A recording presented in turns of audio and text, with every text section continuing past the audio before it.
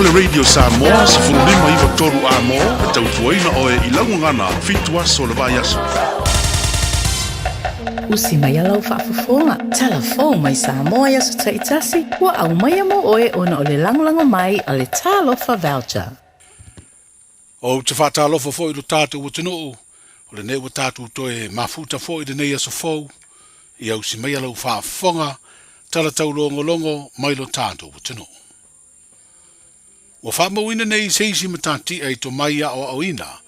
ile matata insinia ma le aveina o ta vale o le tise. Ina ua whaau u le taurus futasi o tangata ua maua tu spasi. E anga wa ayu na latu ua o atu ia to mai, tau matata ese. O I latu ua maua tu spasi o whaia onga o le matata tau insinia.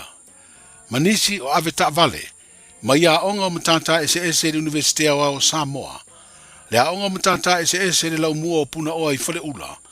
Ma le aonga matata ese le Don Bosco I Alafua. O I lātou ia le alātou wa wina alu ma whanau o le tinu. I lātou o lo a o ngai le teiminei ma le lumanai. I matata tau insinia. O le tasi leo vaenga o le porkalambe wa au tū. I se si o manga lanu lau ava e whai titi ai kasa kaponi. Mai feo inga le lau ele marasami. E pua ina atuai ma whaalea ngaina le o sone. Wo ngatasi lea por kalame ma le whaatati ai o le taiala. E lima taina ai lea tau mawhainga. E pēna sa whaailoa I se sauninga I lea solua le vai o sonei. E le minstau ngā ruenga te tele le malo.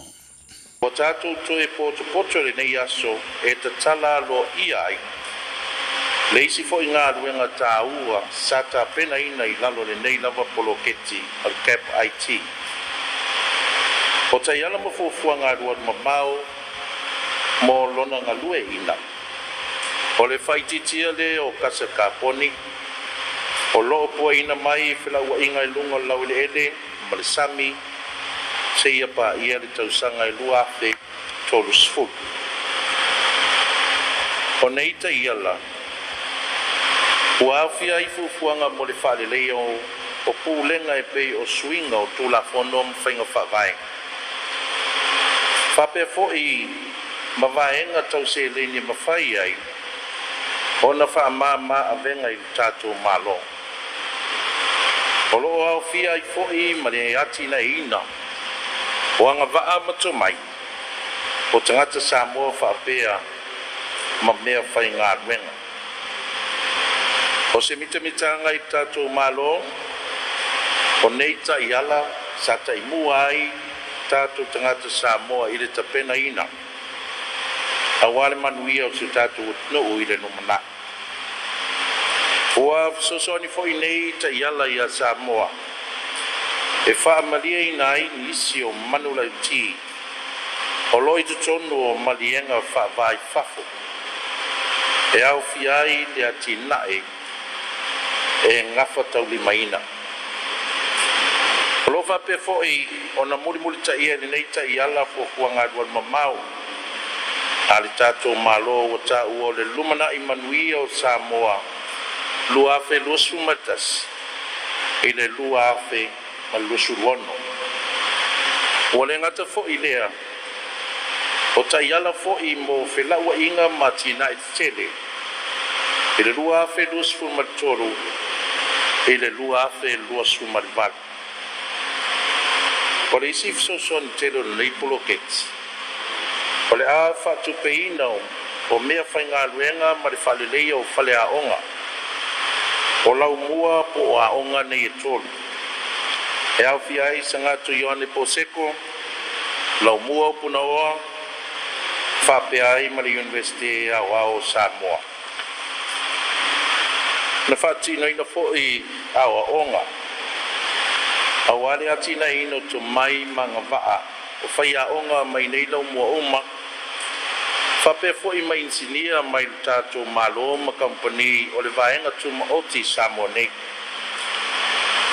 O se tuta ua ia teau. O lo i eita mai tai o lo o wao ina i lau mua nei e tolu ima ta upu tau insinia ta vale. Maolo au fi ai tato whanau wa onga. Ua whaamanui e ina i le sosoani a le polo kits. Lona winga. O le a whaau pea. O le manuia Samoa mo tupulanga whai mai. I le lumana i ono sosoani whai pea. Ale nei lava polo kits o le cap IT. Le tō whaolo fiti a fuawa ai o le minstao ngāruenga te tele ma whelawa inga. Wa whaeloe le ofisa siri lango lango o le mtanga ruenga o tina ma tamai tai, a tina e o fio anga maanga fiso tai o lo o whaurulu, i ngā ruenga o le polo keti tasi le miliona tā la le malo. O leo wa whaeloa atu e leo, wa yei nisi ua masalomia, i le ngai o inga na uru fale wha malosi ai le ofisa,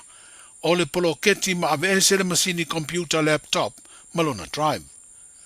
O tangata o lo masalomia o ni tamaiti se to lua, ai leo ni tangata whai ngā ruenga, o lea matanga ruenga o lo iei de vai o le whaangai o ia, o le polo keti miliona. Whaaliere ofisa sili, le tō wha ia unasa viane, o le masini laptop ua ave sea, o se mea whai ngā ruenga se tangata ofisa sili o le polo keti, o ia o le principal officer. O whaamtalanga o le polo keti miliona o lo iei de laptop ua ngau ia, na whaalie unasa o lo maua uma, i isi wha maunga le ofisa. O le teimi nei o lo whaatari pēr mtanga ruenga o tina mtamai tai, a tina e o fiuanga banga viso tai, i se whaamtalanga antua leo, po o whea wanga i ai alatou suenga. O le vāo le tausanga i lua afes fu whāma le tausanga i lua o lua tasi. Na vatua i mai Samoa ni tangata e whainga ruenga i se pisinisi vali fale i New Zealand. Stangata anu o Samoa na ia whaia lea ngai o inga, i le malanga mai lo tātu o tino masa iri ni tangata o nisi o tau a inga ma uo, ma ia whai ai whiutana inga le talo sanga ina leo visa asiasi, e uru whale atuai i New Zealand ma le wha moe a tau nuu, o na wha whainga ruenga ai lea i le pisinisi vali fale.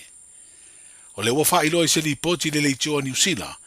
o le vai o sene ina i o ina i e lea tangata o na morianga, pe tai o lo i ai se polo inga lea tu mau le wha msinonga i New Zealand, ua wha saayo na wha ilo le swafa, o lea tangata nu o Samoa. Stasi leo ngai o inga o wha ilo i le li poti,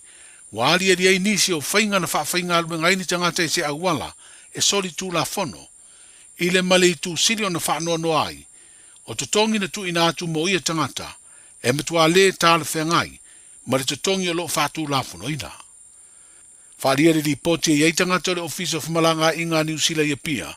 sa fesoa swani i le wha ngai o ia o visa, mo tangata sa avatu mo ia ngalue ngai New Zealand, e le tangata ua nofo sala nei le wharepui.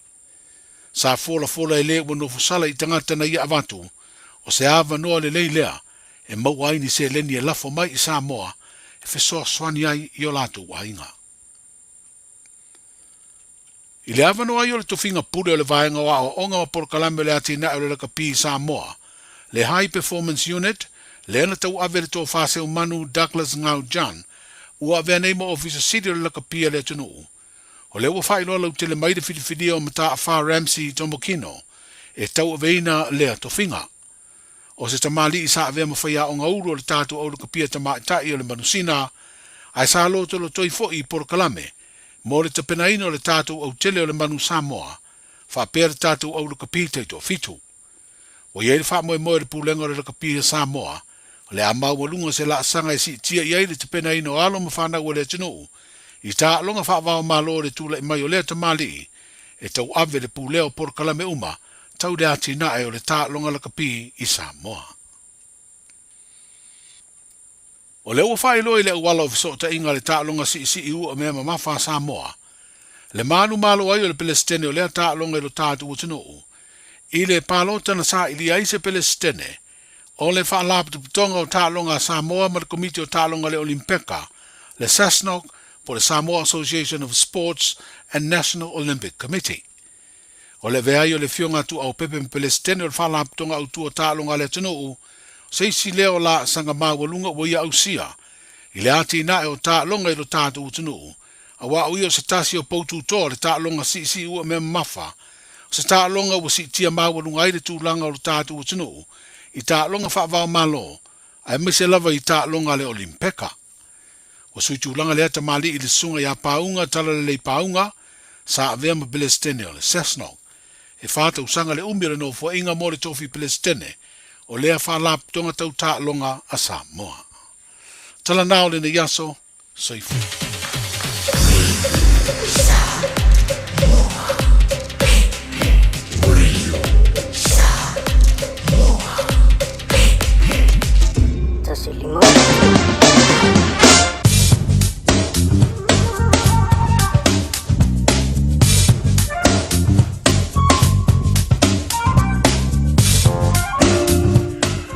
Toi whaponga mano le atunu le wina atu muli o tātou tāna e pēna e whaponga iai le so.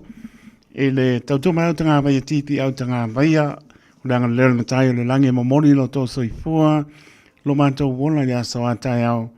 Toi whaponga si whaponga o tāna mai si o tātou tunu o i Samoa. Sta venga tāna le tau. Ia wala mau por kalame panga solo atu le nei pō. Mā tai au, mā Lo te malu pele pa moina o ki lani luosu tasi le mawhanawhana o roi ai. O lona maanu le pos, puru mane lua, mātango piesu le la awa nisi vaenga o ki lani le so. Al vaenga mau tai o la so whareile me pauti munga e awa luosu tasi poi. Le mawhanawhana mo a tai au su whano na maanu le po. O inga po ina tau wele mai i le aso to nai. Pauti munga awa po e lusu lole bera pa moina la sto na imano ma no pos fu ma palo na maulano ma etu i le asape me suru la ai tu ma pole awa nisi baenga o au ki lani lusu lole bera pa moina la sa malona ma no le piapi es fu ma fa pa taro pa o tanto no isa mo ma no fo la sa mo e ma tu mai ma tolo ia tu no ma ia tonu lo tau sia pe tātou le whamaoni o le lofa o le lii. Lofa tene atu, maru le atunu o tau tuane radio Samoa. O lo tu maru pere whamaoni Samoa, lo su liwa na maununga au whare tonu ana tau. Tau manu mare piafi an pa uti munga lo awa pasalo atoa. Si o tātou tunu o manatua lau talo. Lo su liwa na mawhanapana o lo na manu le piafi a 2.5 o sa inga pori nai up north. Pasalo mai a ngai mai North Shore. Hei a waoni si vaenga ia ana sulu line so o se vai o nai wai kato roto roa matau po tanaki mana tu io e lo manaya le sulu la o ngoto atu nei pia pia ia o manua ni si vaenga no tu oi o se vai o nai pe plenty person like in country kiss por max per la moa e Wellington ia ala ua fo mai sa valinga a media male vaenga ma no pa ma no sia media io e o pa ma no sia tau ma pa nengi ia ma pai pa a toti no tama lo fatu ni a pole fia fi se pa ia al pito la South Island clients tete bona no tu ai Marco Seila ia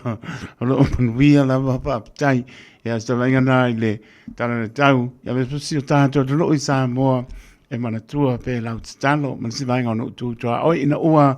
tu lai mana tanto tai misu tonu mara bilu te ua te aile tu lai fitu i le tau tua pa ua le radio Samoa su lima i ba tolu a mo si mea lau pa ponga ta tona ngā upu o lo te pena ina talenga ia si hapa tui pēr.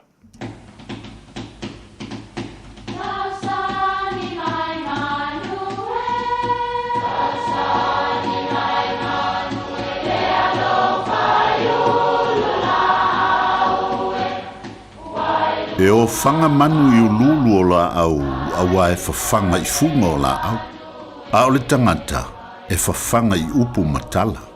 O le mawhileo o ala ngā upu mamuanga ngana Samoa maona whaapongai, e a fua i lona sio mianga. O lona lea sao i le whaatufunganga o le iloa whaale aso, mai le tautua se ia o ina pule. O ala ngā upu mamuanga ngana, ua lantou mamanuina le tō whamanino a Samoa, mana tua fo'i, e tāo fitau muli le atunu. O le tangi a le pūmate. Whapele tala, e iei se urunga li e ngoa o manu mea le ngō le tamaloa, a o tia tala le ngō le whawhine. E tolu la whanau, o le tama ingo i a pū, o le teine ingo i a sina moe vale, ia Malaysi teine ingo i a sina moe mawhauwhau. O le tasi aso whapea le tama ilona talii, pū, e sau nānu nofo atu masio tei o sina moe vale le fale si o manto wo le whantoanga. Ia, ua ata nei i le tangata le o pū, ua tau nuu le mea ua lewa na fori iai. O le mana o le li le o pū, e mana o e fasioti ia le teine lea. Ailo na fatu se i tulou le whaafonga anga le tunu. Na whapena lawa lea o na whai. Whai antu pū le teine, alu e whaise me ai musu le teine, ia fasioti lo e pū. Ia o na whaatau nuu leo tūlanga le nā. E fo i mai la leo runga li i. Ua le aisi ala tamateine uauti. Ua toe nei o le ulunga li i ma le isi teine. A ua sola le ula nei o pū no fo il sami. Se tasi aso nā lua tuai le isi teine o le whanau o le ulunga li il nei e lua tu fo i e ta ele le sami. O so fa ia i fo i e pū. Ia o na whapena fo i lea o na maliu ai. Whanoa no tele le mantua o le isi ala whanau. O na nonofo le se tasi aso o na toe whanau le o le tinale nei, o le alu toto. Whapele tala na tuu le alu toto nei luma o le maa o le fale o le aingale nei e lata i le pā ingo o le pā o fualanga. Ia, le tasi pō masina, nofo le ulunga li i tilo pēa i le maa le nei, ua te i le vaai atu le tu nevo le pō. O sa whai mai ai tamaita i e toa lua la le leia. Wa oso le fifefe o le urungali, ia ai te ua whapea mai tamaita, aua i te lua popole. O ma ua, ia o le ama ngā lulu e la vea i o lua mai le tangata ami o le angal nei o pū. Ia, o le mana onga o teine nei na whai i o la matua. Wha mole mwhai na lua tā mai le whau. O na sae lea, o no uro whita ngofi le fili eiso ma o penga whangota ma te fia o whangota, tau sielu tanto ainga. No whape nao na whai mo fili le o penga. Si i leo le o penga o teine nei, mau leia, tele nau i ana lau le naso. Tau si le ainga mo fia. Mana tua, o lea lava e maho whau teine li tangata le nei o pū. O na toi alu leo le o penga o teine i le isi tae ao. Wa yailo la te tonunga e le mawhaina leo so whaia la ua e pū, na tau nuu lava. Wa ta ele teine ma ua te taolo la o penga. Wa la talata atu pū e o so whai tamaitai. Ono fe ausi leo tamaitai ina ia muri atu pū ia maua ele mea o lo o te tao ele o penga. Ia na maua taitaia i lava sia li ina noa tia uma o na lima mau na vai leo penga tamaitai na toso lea. A ua tangi le li o pū. Whalonga o tu mātua o tangi al tangata. No fesili atu leo mātua i le la whanau teine. O ai ele nai tangi. Whai mai le tali ale tamaitai. O le tangi ale pū mate.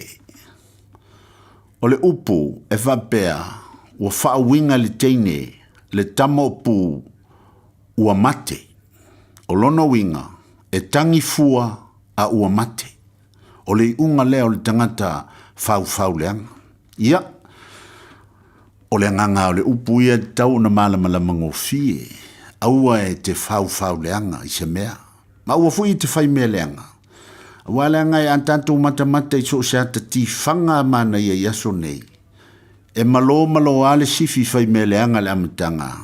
A o ia e mauti noa e oti le iunga o le ata. E whapenale na turo so i fuanga le nei tantou te iai.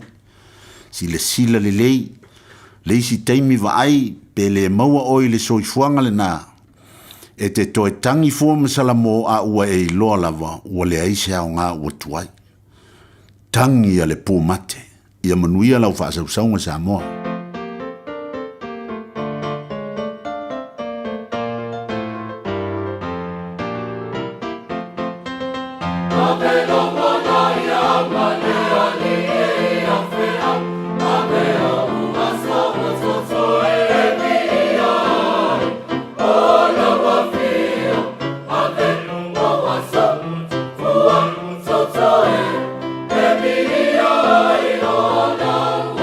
Feel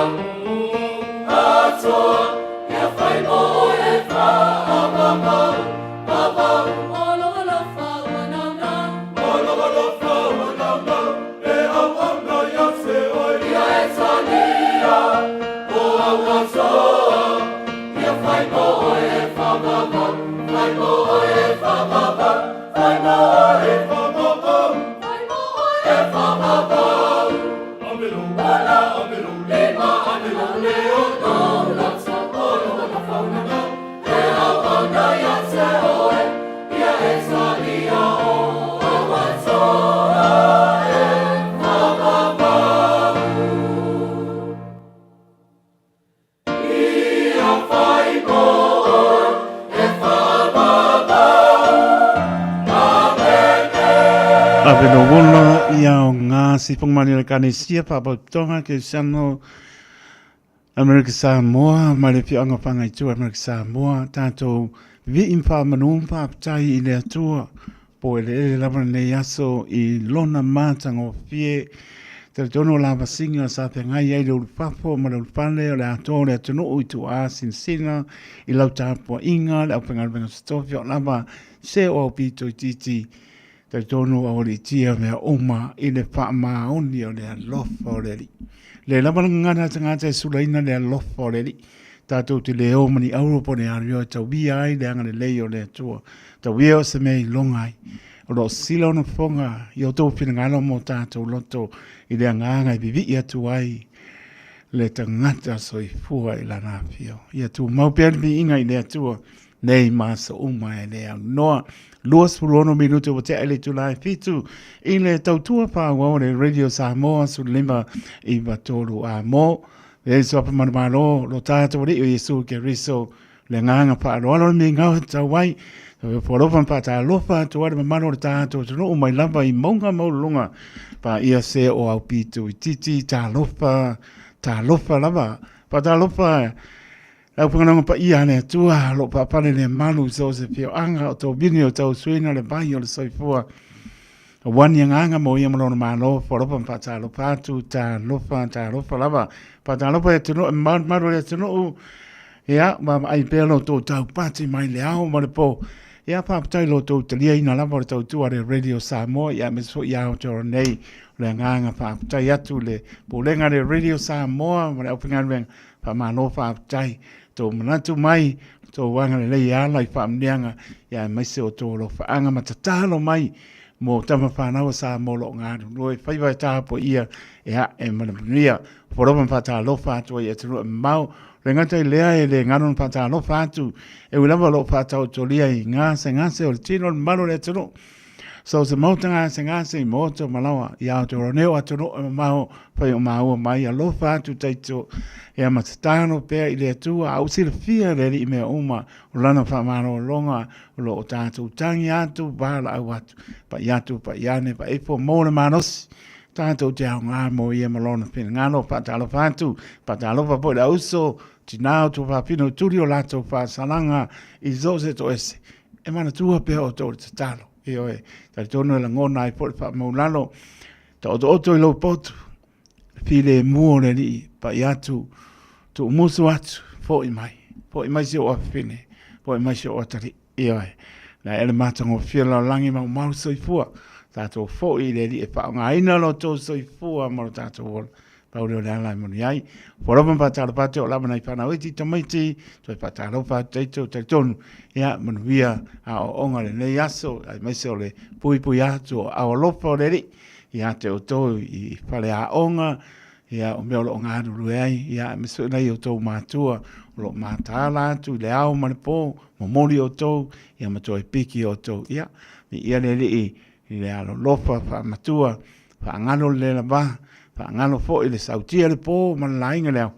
ia le lava e, tau mwhai atu ina ia saonga le mupe o tō waram whanau, ia o onga, leo o tali mai, nei mai tau le tau sanga, te leo whao unga, ia wa e sila I foi, I se walo, se o afine, se o atari, sa vali ane mare pōlou, ia patipati o lima, o tutulu, e oe, o malingi o loimata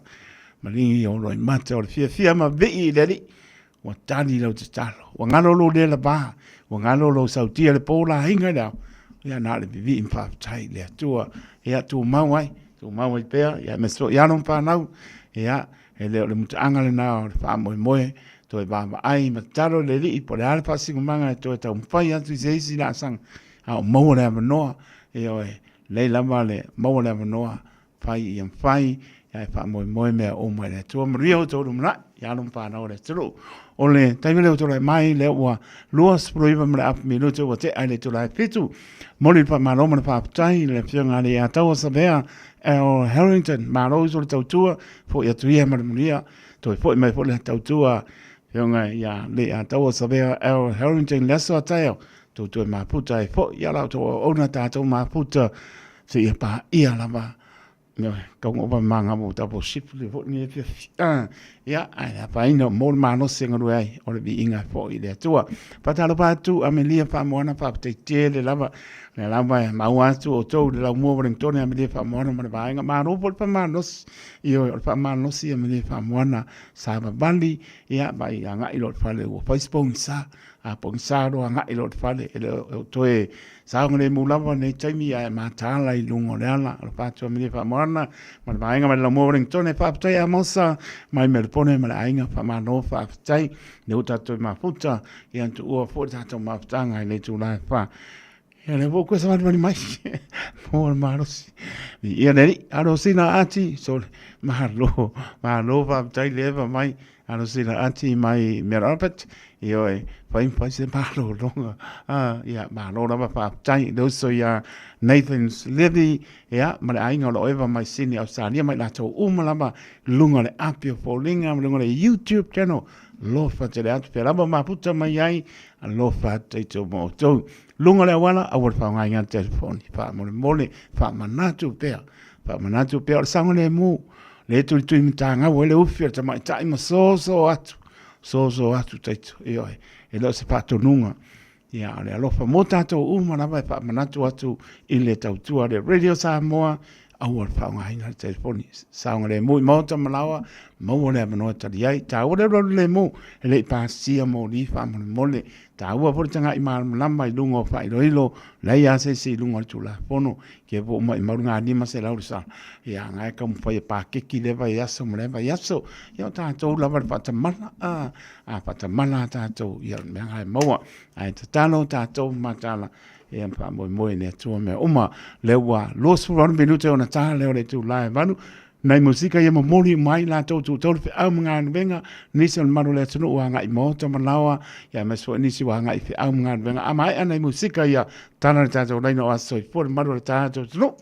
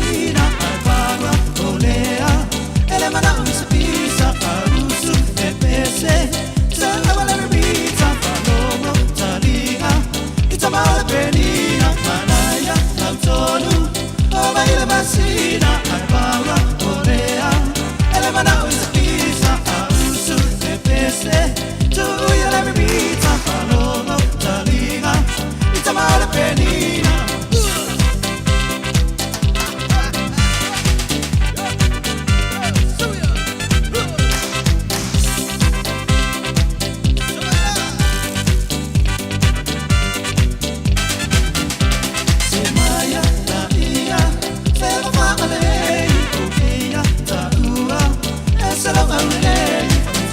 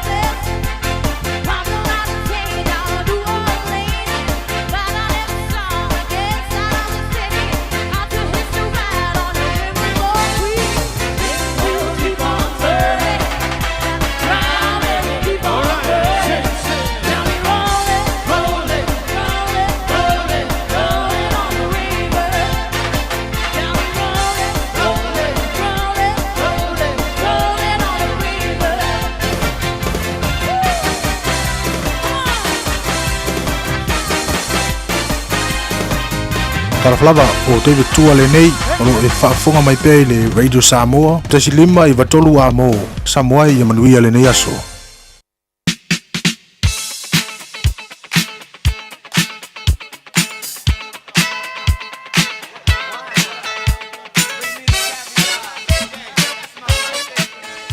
Sabela betul mai su fitu milute o na tana ni tula banu na tana tanto laina todo fitu tasi lima i watolo numera o ni ngaro tanto emaili on the air at radiosamoa.co.nz Facebook page malunga le YouTube channel yoi pabano mana ya chelo no ya na tana tanto laina para mai ya mai afoi ta pena por programa stato pese ya malanganga pa lono pa tala pa tu alo sina ati ma lola ma puta mai fa pena foi ya Nathan's nevi mai sini Australia ya mesole so ya su palaisa Petrica ma ainga ma lola ma lola ba mai man via por fa songa ne fiafi ya na mutana tanto linga malanganga pa lono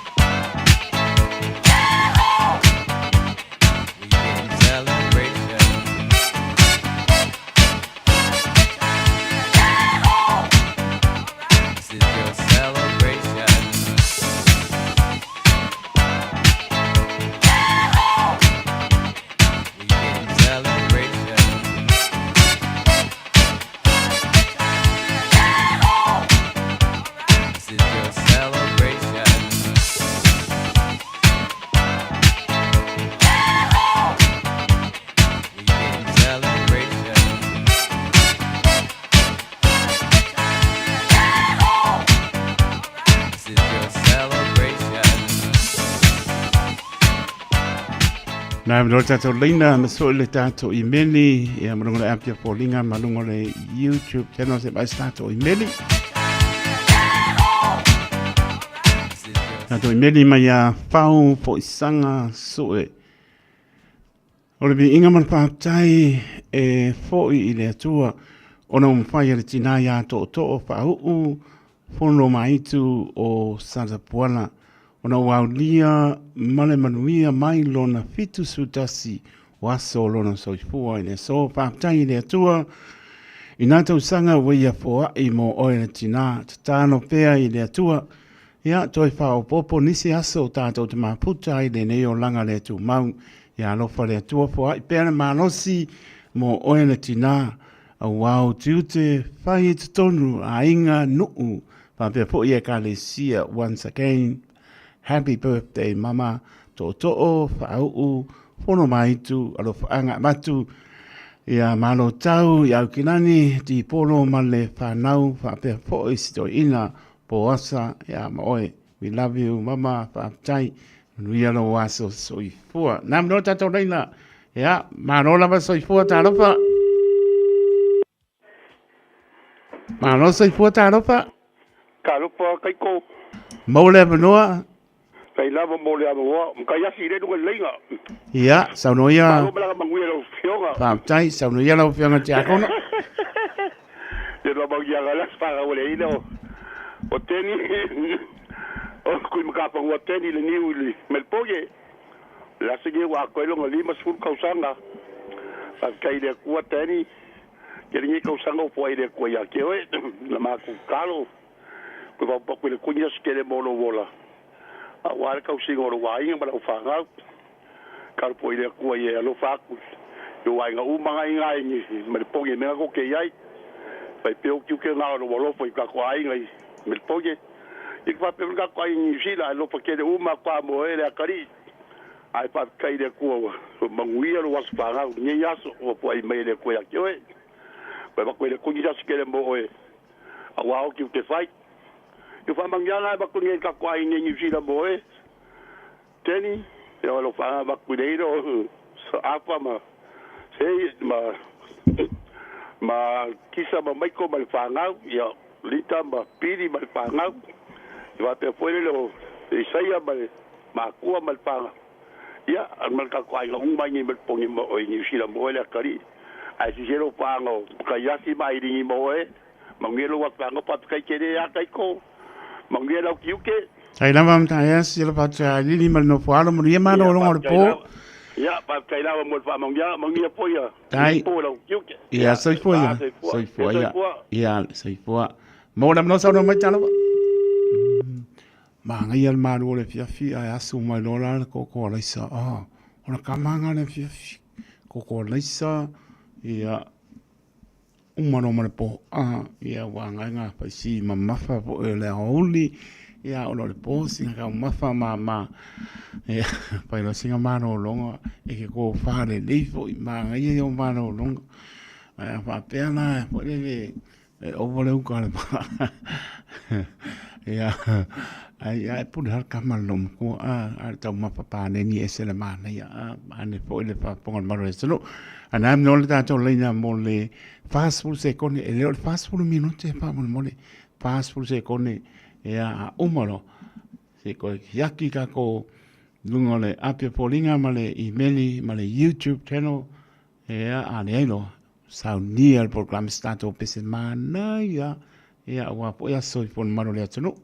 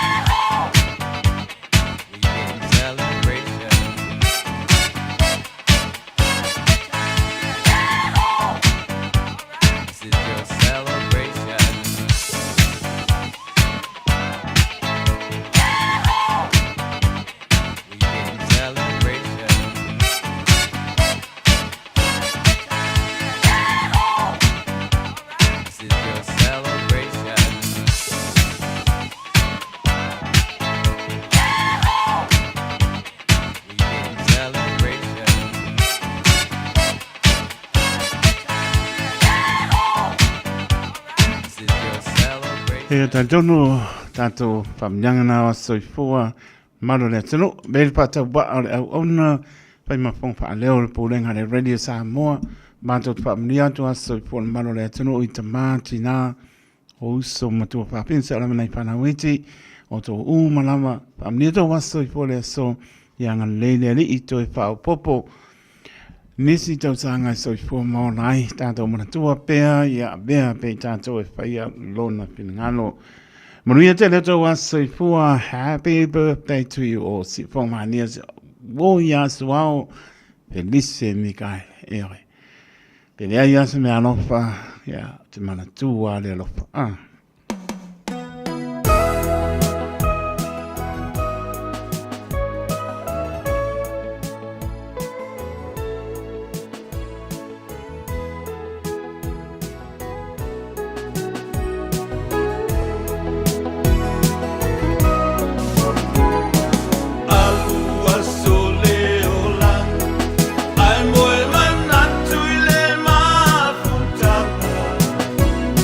Morning.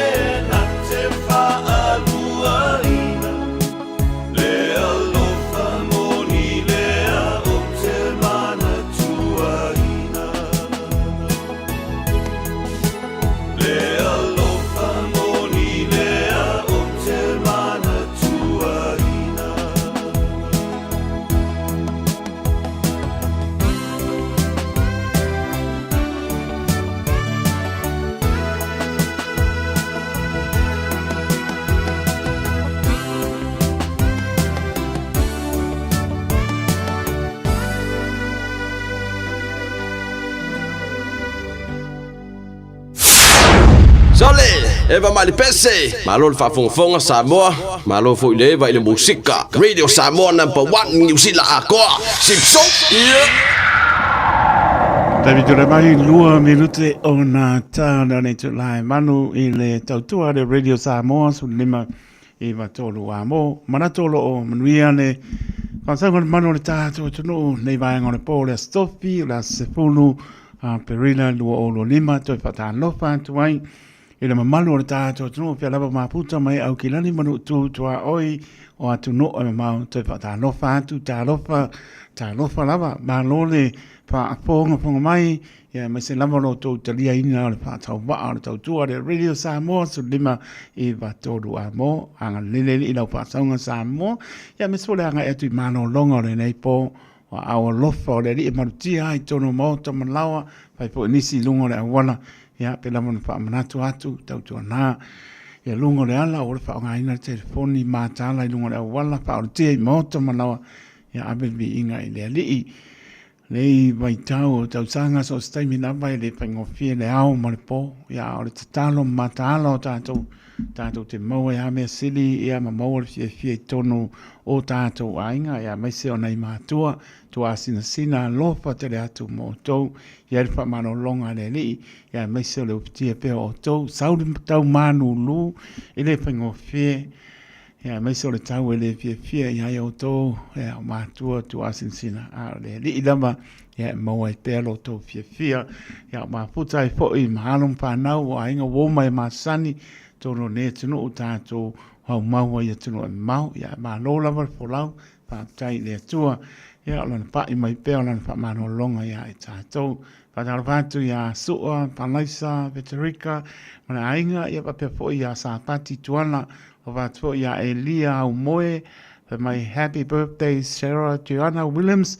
Talauta and Joel Watts, Ioelu, Tusi Ioelu, manuia te lero aso i fua.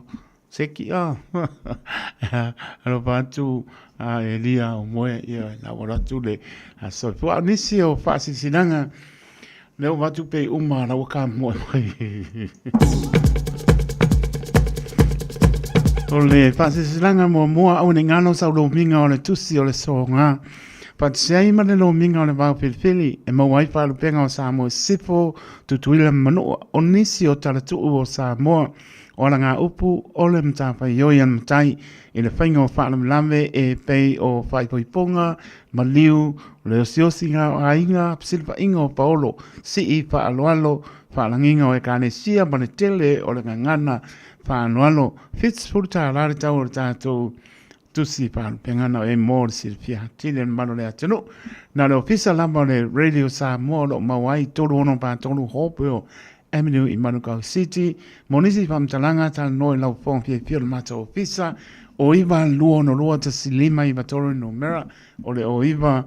luo no lua ta silima i vatoro no mera ia pe tanga iane le shop radiosamoa.co.nz ia mpesa oka ia ki liva kwa lo mota po lo lawa ia malanganga pa lono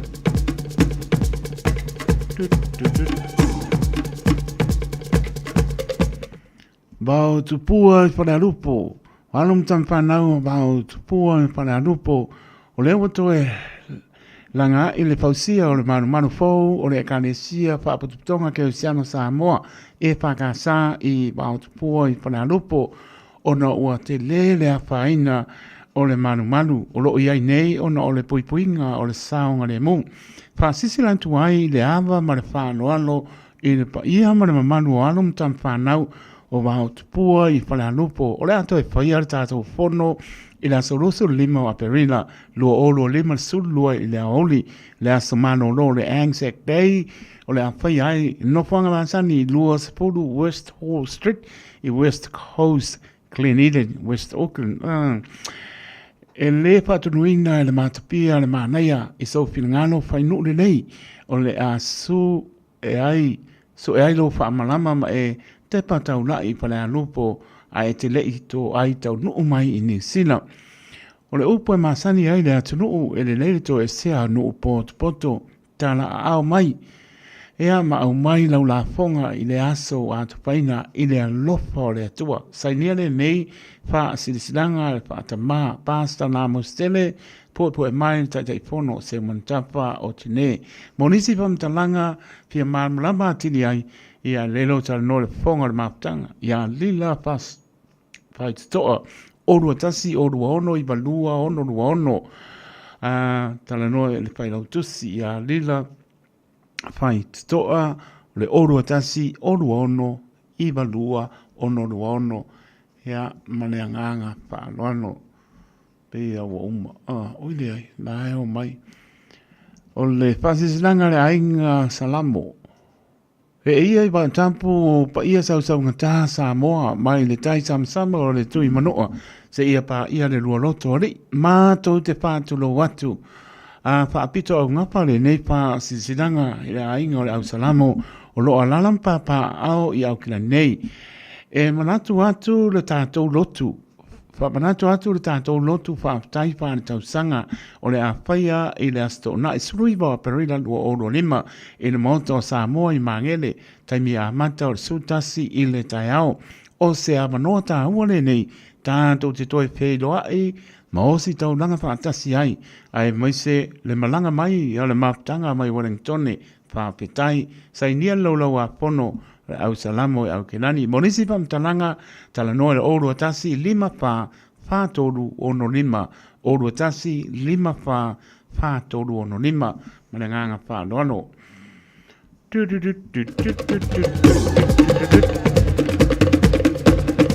Wanau community lunch, sole, perka ko lunch da sa, ia. So mai la sa nei su tolu aperila ele kapaka ale East Tarot Reserve I Evandale, ele tasi ile oli, anga ile fa ile fiafi. Ia olo tu fai ta mafutanga ile se tongi vai le free kako. Ia e tu fai na tickets ile asolea. E mana o mia le tau ao lau ticket. E mo ai lau pusa mea ai po le food puzzle. E le aise tike, le aise kanga pepa, le aise tike, le aise kau mafutanga. O le amoa sau pusa mea ai, e tasi le tike a le ainga ia papena, kasi le ainga, kasi le tike, kasi le kau mafukanga, mo le silpia. Longo umau ainga, ma wo, mo le neifa, mo mātango fie, e mo ai se so son wa van mangai sama rianga lei e lo pai por ka ko lunch ai o mo le lok fa mo ai o ka ko pe ko me ai ko a mo ko tu fita fa mo ta mafa fa nga tu fita fa le ta mafa fa chino ya o ma ka ma pa le nga ai a lo va so que ni fica sam a ni si na fa si langa sa mo ne tu pele le ya spai vai a sa ma se mau Tam pai lama le ona ia toa ia pa pena pa mea le tau tai mata pala especial sami vane pa ponga le tunu ale upo e whananga tai whane poto tau tai sel nati iama pa mo lo toa ngange usiano ma ngano hela upengan venga le radio Samoa tala noe le oiva lono lo sima iwa toro numera ia te mau le ato toanga ia mesifole to atusi o silfia toro ono pa toro hope your avenue in Manukau City ia Nau Silvia fo ile tato tu si pa penga wa fits for ta na ma nga pa ano ia manino ai fo ia fia mai ka ko ai fa tai bu le tu fa ma no ma fa tai ma le pu le nga le radio Samoa e le mano le tu no lang mai tato fa asisidang le va yaso le masina ma le tau sanga fa mia le tua Fitu minuto wa te ai le tu la valu tau tua le radio Samoa su lima iwa tolu a mo. Au tom niko pe wo o yer kaka vale. Ka yo le fale mai ke o ngalo se kako falawa. Ia ko si di mai po ai pe me ba ku se falawa po le brown bread ele o mga se white bread pe mai ka le se per kamanga ale brown bread o le mo sekia au tom niko Ava ya ngano e ke koe po ia e koe mai lau pa kaunga ma sangia alo pa tuzo mia vo le fiafi ia ai e mria vo pa sanga mano tato no o jo vai lua ia ai kana pa se oso ko kuli ia maria mai ro pa ia mai longa pinge pa do lua renga le pai jo vai lua male tu ia ni sa mano kwano ona maleva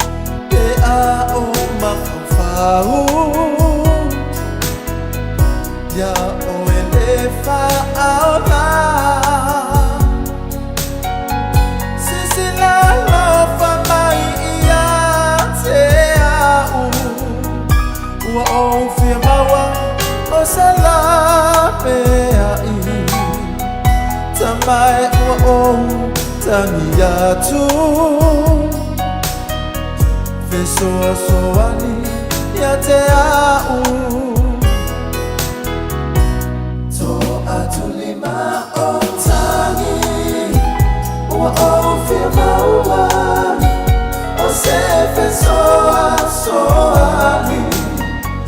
O unitia o la uma ai O lo uma losi O umai vai Maua o se mapusana Le aliie Ua o le malama lama Tafia maai ino wafia mai Lo uali E soa soa ni mai Me taimi o le faa mana tunga A o tau lai o uma fau faua I le la ahu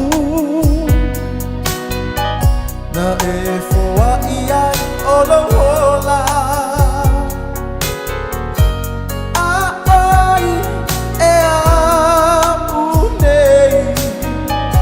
Ua e manatu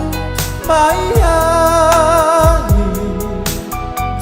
Na o tamo mai leipo Ma o faa petai To atulima o tangi Ua o fia maua O se fesoa soani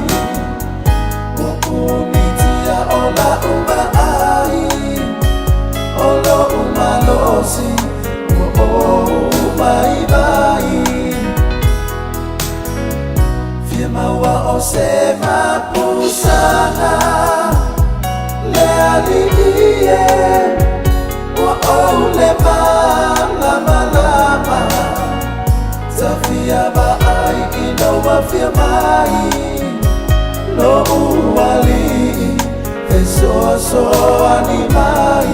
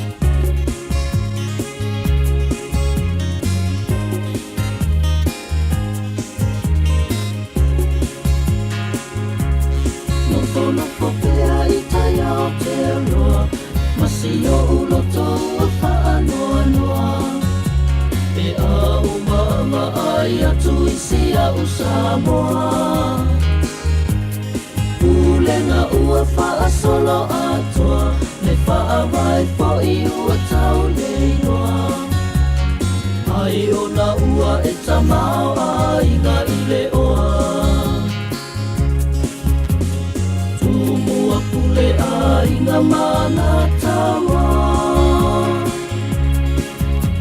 tanga I le sami ua so o le masa Toe liu liu le whaau tanga Tangata ia o la male fia fia O le ia so a whainga tale soi fuanga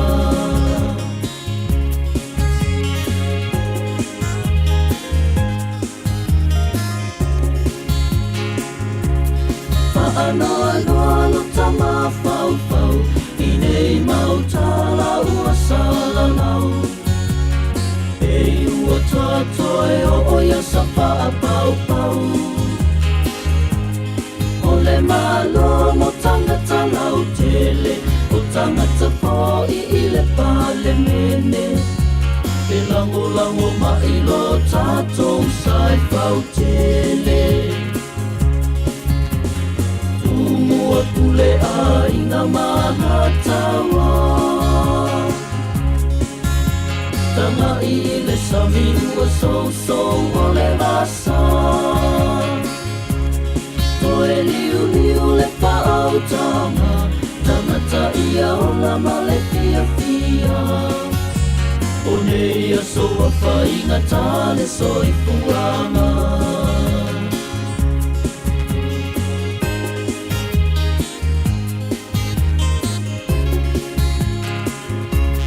Tanga nuu po I ua mongatu Ua tau lea I po I se mamanu Paata sina I le ana toso paalau fala Ta ie o le tamanu Alama toe sa saa le papao Se manu I o Samoa moa tae ao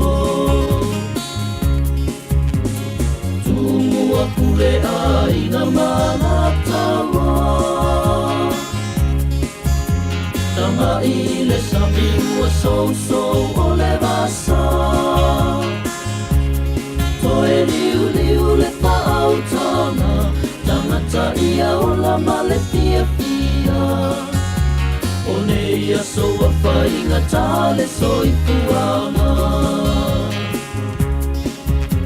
O ne ia so a whainga tale soi fuanga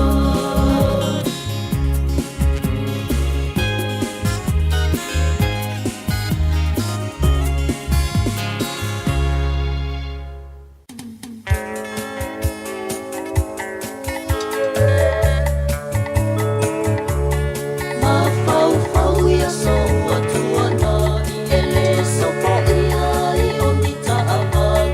So po atu I le ana o I loto whanga Ae ma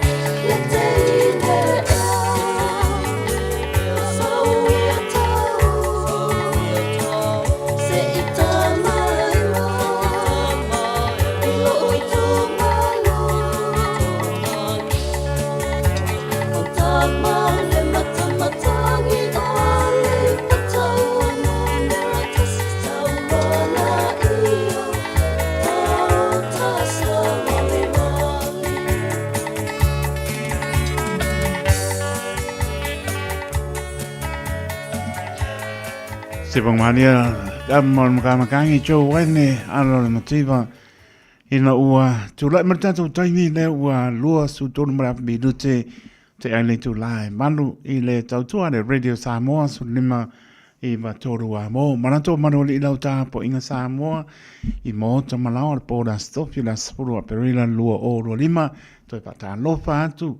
ma ua mani tautua le radio Samoa au kirani manu tu tua oifa pepo i otunu e mau toi pata lofa atu le proklame tautua le radio Samoa tautua mo e fitu aso le vai aso lua spolpai tula tautonu ia lo mia la mo tau ia mese usani fo mano longa ni fo wa nga etu fe au ngan benga ia ni fo i wa mai amai fo ngan benga se u mano ngan nue ia ngan nue manu o me au mo lo po o mano lo ia le la wo mo po ala ka kele o mano lo ava pe po le ka pa lo pisas ka ngone no foi fe au para le winga ngan nue manu o mo lo po mano lo ia e mano lava whaapatai whaaponga mai, ia tunu e mamau, ia so atunu e lata mai, pe fo au ki lani mano tūtua oi, ia mano whaapatai, whaaponga mai tau tua le Radio Samoa su lima i watoru a mo. Ore ta alonga le pisa i Eden Park, au ki lani ma Samoa, pele, au ki lani ma le mansa ia le mansa mo o le moana Pasifika oi foi ela ua ma ai mo uma au ki langi ia good players fo le lai o le pesidi ngai ai por ane me le kupo iskai me so fa inga lua ia le masani e foi au ki lani lato ia le ngau so fa inga kon sila mai mo ia i kamanga ka aloi ele kamanga ka aloi kam po All Blacks ia psinga yai pe por altu langa yai por le tu fatasi por me le olava le malosi ia por le kampenga mai la wai e tantonu a u lo wa nga po ele se coach for le manga o pai inga se e mana o ma no le au e fai me sili fa ia te me la ta ele au ia mana te me fa ma no si ai lona ia po no ta inga ai tu mai la ese ia loto o players ia pe o nai na wa ma ai mi tu nga pena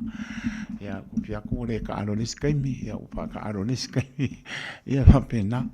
ai ile au ha ki lani o tu ma na ia la u va mai mo foi a suanga matato tanoanga o lo pa pena foi la u roko u la ko fa ma no si ia ku seida ia ai le no so ala to so se au ai lango a ma fie o la wala o ma lo wala o fa inga fa pena lama mo mo ta to le nganga po le lo fie ia ma sua malie ia ta to sua ai ma fie mai ta to ai o au la kapia ia o la ko ma ngai ia e la ua ma ai te mile le mona le la adwa ku nge ka aloi ia o la we swinga te le swinga ma tango fie o la watu se le ia le fo we ki male quarterbacks ala to ma na ia al fisili le sa we tia u fisili ma o ma fo po ngale la o ma te mine pe se a por la tu langa o su ia le numero spulu le mona por me po ke o mo kingo ala ke va ko la ko lenges kamalenga numero spulu mai lenga kwa ese mai suinga lenga sui mai ele mona ele va pe pa ku e au si place po o sa mo po iskamale si so le o sui mai po e o le banka no mai po le mona da ko mai dunga la pa pe o masangi ngai ka aroanga i po le kensa ngai Auckland Blues ia ole coach la ko ngai amalona filangano ma la to fo i peno i le tulanga so ala pule ai la to ma tanga i le taimi ma le taimi ia te au ni i banga na po o la ves ka ma ia kia wala em ke ma o start ka ngai ko ka longa le ma kinang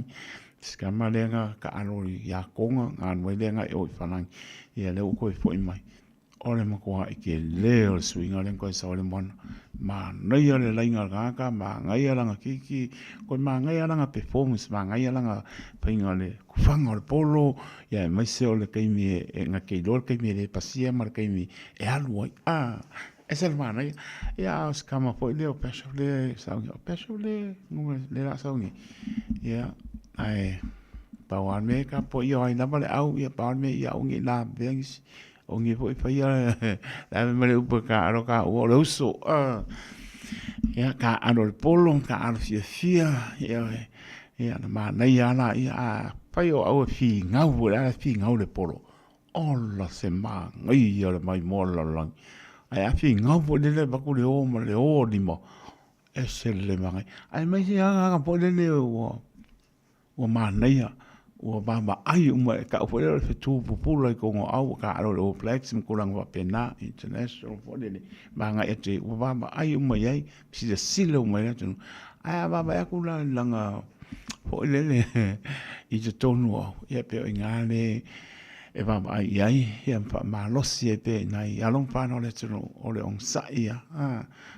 anoa ia vai poi o Michael Jones la ko pe ka ku ima ka tu low fo le swafo a uli a Michael Jones pa ula no Michael Jones ko lunga so le poro ele ko a Michael Jones ba ngel swafo ngalu le so ka ngalen ki nga yum ko ele e ko mo ka andu e tu lunga so le poro ele ko nga ku po tu low wa ngan po ala ka nga ku le mi wa ile vai po la ku langa pengalu le lim ele pa pengana ia o ingane ka unga lu tau mai tatou lau players ma sfata ta inga ma nei na mai Michael Jones mo Samoa kiaro ki ka alo le polo ke le ka alo le tino ka tuanga la na mo along pa na ia pa pengana ma ta long o makoa po makoa le stanga to le makoa Fala be lambe ar ka aro ka mamako tu lo le ngana wa ke pa be ko o ka e umare maka skama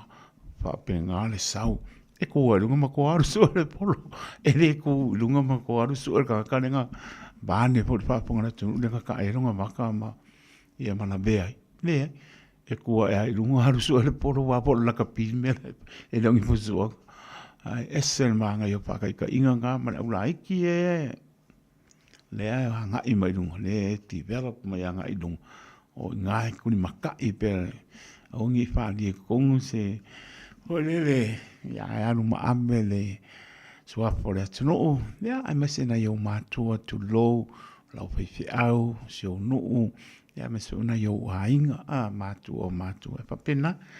ya ma lo la ma pa tai ya long pa na le tu o lo ta alo so sta long pa nuia ne ni ya la ba ai ai penka ki langi ka longa le ma le mona pacifica ile ma ai pa tanga ta alo ni la uma nei ya ma le sa o le mona ai penka le au le au ki la ya penka ki la ma le po se la ta longa le weekend ya ma ni spo au la pe na mai mo po ia ya pa no ta to lango e fia mai mo fia pati e se manga ya O se tala fia nei Samoa, wei nei se tautua ma se unanga family noto mai le kampani o le City Car watu si tasi dua lua Lincoln Road Henderson te maua iai le tele o tawa la poa band e o foi tatu tawa le laiti tania foi la tau wha le tonu tongi e talafu mo le tatu cashback a man tatu lima se lausi aga i atu le lima afe tala pe so te mai ulungia Peter Perenanto le numera o lua tasi o wale walu fitu lua pe a manau mia se tawa le fau molo ainga i le tau malulu City Car .nz O le R-Dash Travel o le company numera tasi le taungo fio pasese mo fe malanga inga i Samoa whapea le malanga mai i Samoa i New Zealand ei. A whea de loa i le ofisa o le R-Dash Travel tasi valu lima Great South Road i Marurua. Pe vili mai i le telefoni tolu iwa lua o wha o o. Tolu iwa lua o wha o o mo le R-Dash Travel. 24 hours a day, 7 days a week. Radio Samoa streaming live on www.radiosamoa.co.nz.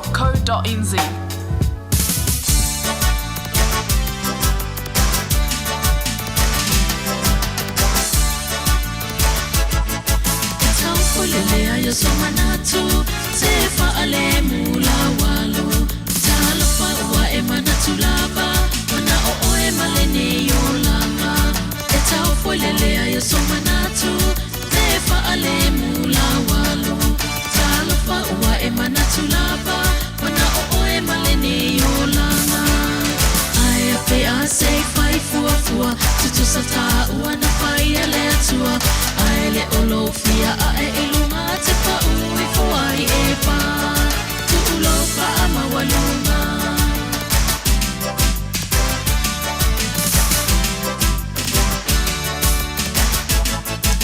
Cecilia i pe lo uloto o te masalo o si o fia poto ai le se I fai masea lofa e au le fango tau le tauola Cecilia i pe lo uloto o te masalo o si o fia poto ai le se I fai masea lofa e au le fango tau le tauola talo fai lo fau le anga e le mawai sau me anga na ole umia lo ama e pai e ai fa pena tu lo mata pe a pe a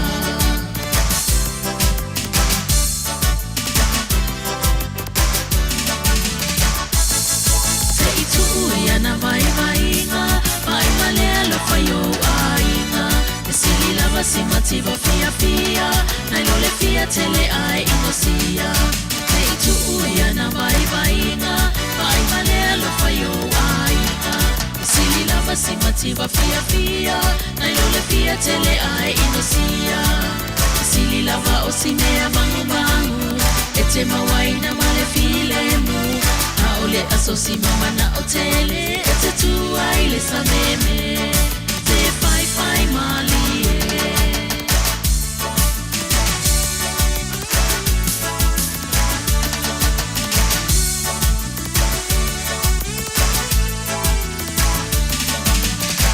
lava o si mea mangu mangu e te mawai na male filemu a ole aso si mama na o tele e te tu ai le sa meme te fai fai mali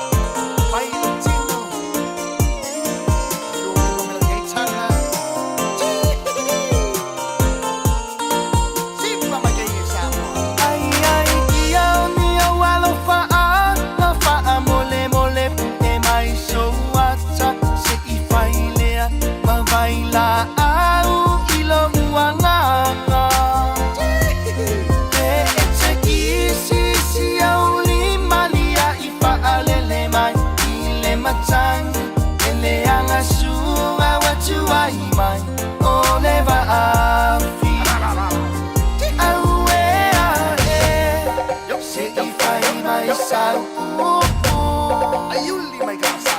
tua ini mala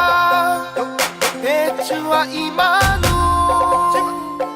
sau fungala umele sau masinai pubai malu se inu ane ai sama olenu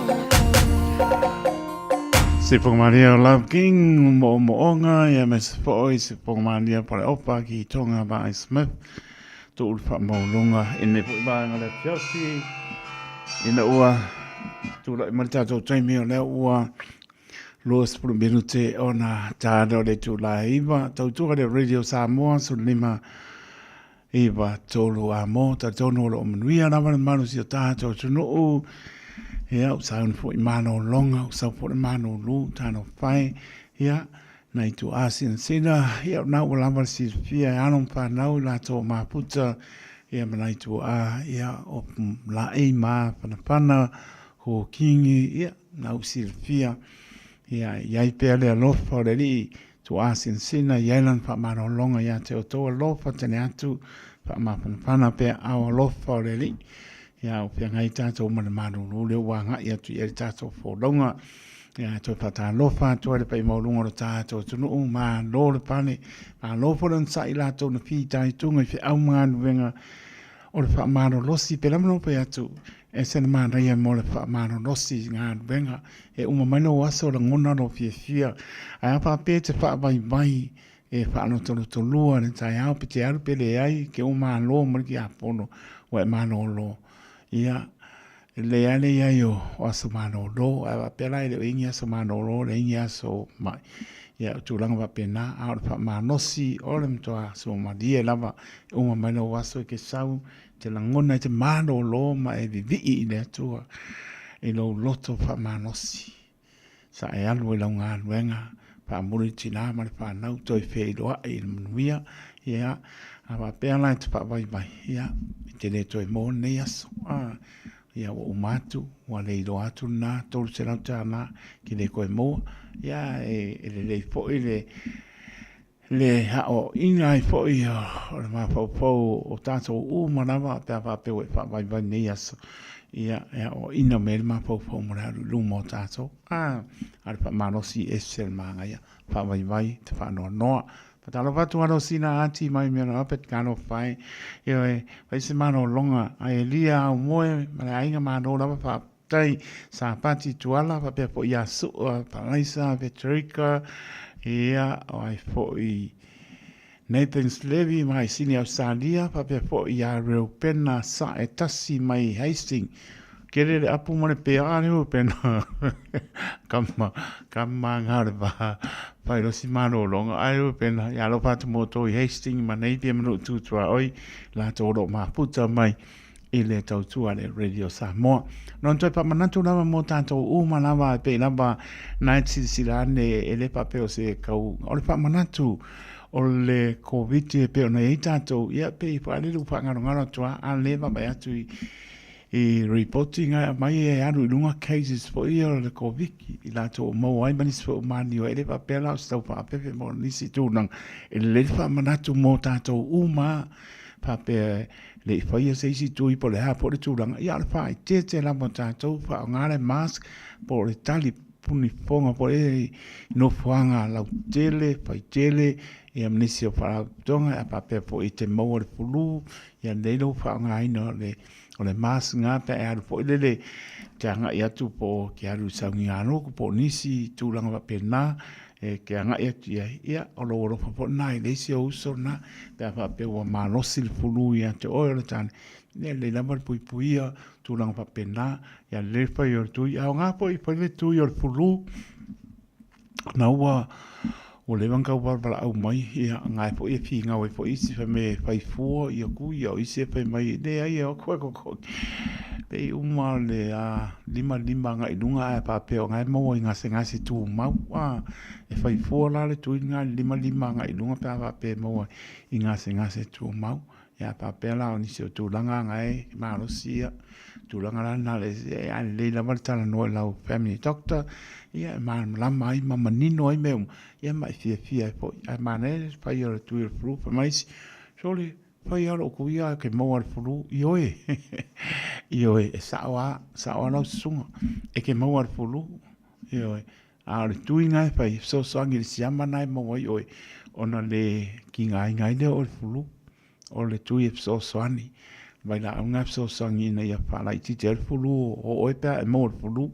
Ai o sia kai mi ke le mau al fulu. Ai le nama le ustai anu pai le ngawa ka wala au mai ko family doctors ia ai mes fo ia o so i fo mano lo ina mo na to na ia wa nga ia tu lunga le lima ngai lunga mo ai nga se tu mo pai fo ia ni fo ia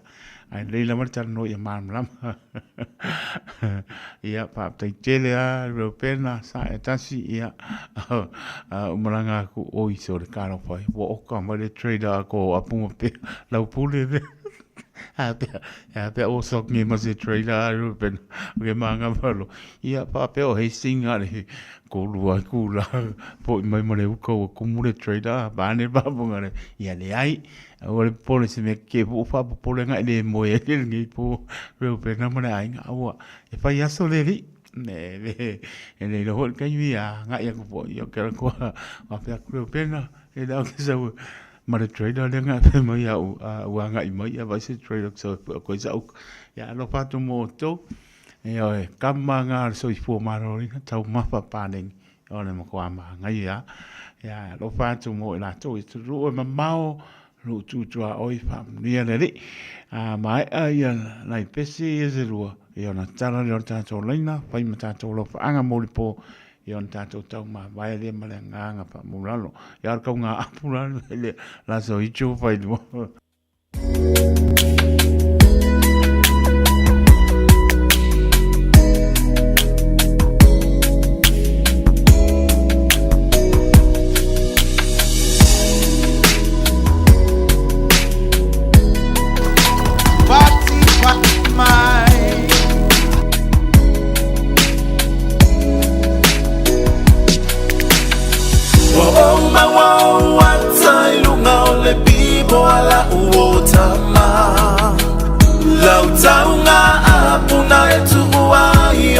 mafutama Dua bunga lima Maletota ita imalanga Susana wa eto eva afo ia utafa inata Netamali Otenofo atu iluta aina Aitu uatu o ile anga etele iyo olava ini usila Pasia tafana usapopole tele a ilo umafau AMC usiata pepe maoe ne ieto ifailele ngau Otoluma sina etele ivilima ila vailo ainga Ao sina tupefo iyo kasunga olewa o mawataitaya Aule na tamalo wa faya va umala na fana utama Letio wa atu malo sina ia alu ile fai ngumalama Wa tailunga ole pipo ala uotama Lautaunga apuna etu uahi ole tamafutama Lua unga lima Maleto ita imalanga Susana wa eto eva afo ia itafa inata Fauta sunga ofia tala ia sa e fola fola Ama wa ube ole ala fomai ila utautonga Aolo na winga olo ai umala vaile toya ina Sili ailo no fo ina wasata putapu ai malo ainga Ali itoya ina isesele numera le asa e au maia Efeso ota ia imea ole ato ngalulu e ai Etele tawina ose apu aena olo ai afu Te whaatali o i le malahe maalile o inae mawai lo afu. Wa o mawa o watai lunga o le pipo ala uotama. Lau taunga apuna e tuuahi o le tabafutanga. Lua unga lima ma le touta ita imalanga. Susana wa eto e whaafo ia uita whaingata. Ua mawalei unga te whaatali oe i le ulula palapa. Wale taunga apu a ua e alu whaapa palalapa. Maa ilo le ma le nga toia ina pei o sautama. Ia ia lo wale te sauna le atingi fale. Ua mawale unga te paatali oe i le ulula palapa. Wale taunga apu a ua e anu whaapa palalapa. Maa ilo le ma le nga toia ina pei o sautama. Ia ia lo wale te sauna le atingi fale. E te leilo aina le autau apue vai uma aina. Tau te le no whamau nau le ono masina o le visa. E te leilo aina le autau apue vai uma aina. Tau te le no whamau nau le ono masina o le visa. 24 hours a day, 7 days a week. Radio Samoa streaming live on www.radiosamoa.co.nz.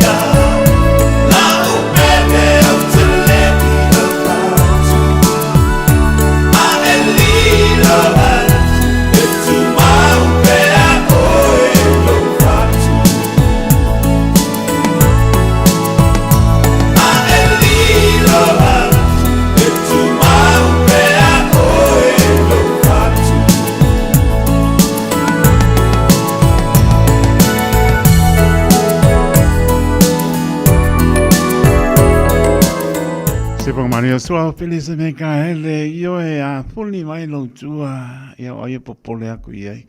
io poi si manu lu le fia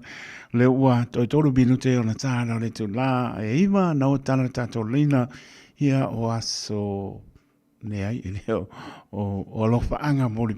manu le atu ia me se ona io tato ainga ia me foi o atu no e mau io o le na toro pitu tasi lima i toro numera ia se vala au mai mo moli na yo lo faanga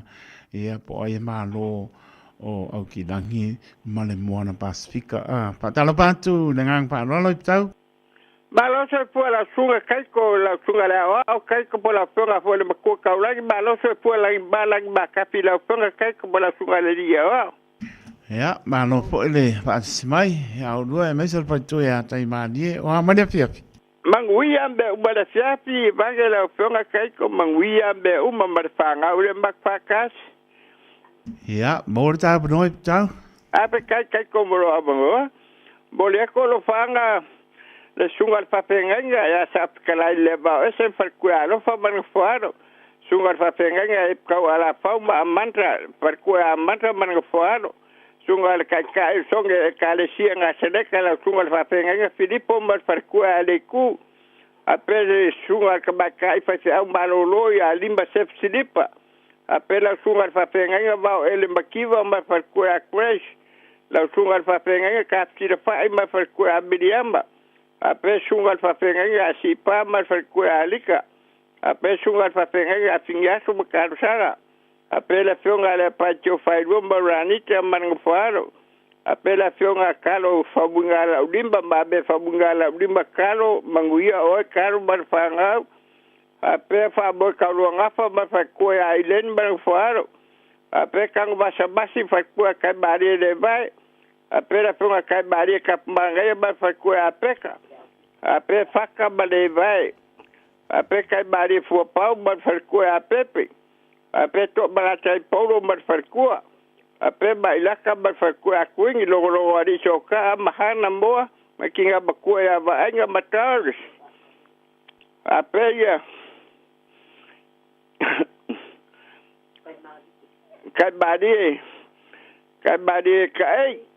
kai kupora alori marfarkua fa kai baro falas fanga lo bakua ape kai bari va fushi ba fakua hen kai bari kalifa komiki ba fakua ariek kai bari singabe ba fakua akele kai bari lote ba fanga ape ya pa ya wangaika ba se para kushi ka ba ya pa ya ba ka karisia sereka ape ya saronga ba tu o ba fanga lo fanga ba kwa kai bari mai kau se foi onge hanga pa kai la ba kai ko bolo abo alo la ba tai tau pat mai mo le foi in mano longa no tai mani ni al po kai ko fa mangui anga soi foi na no ta to leina ya mo ta to lo fanga e on ta to mano lo ai le ma le nga pa do lo ya mano la ba tai pa pong man ta to no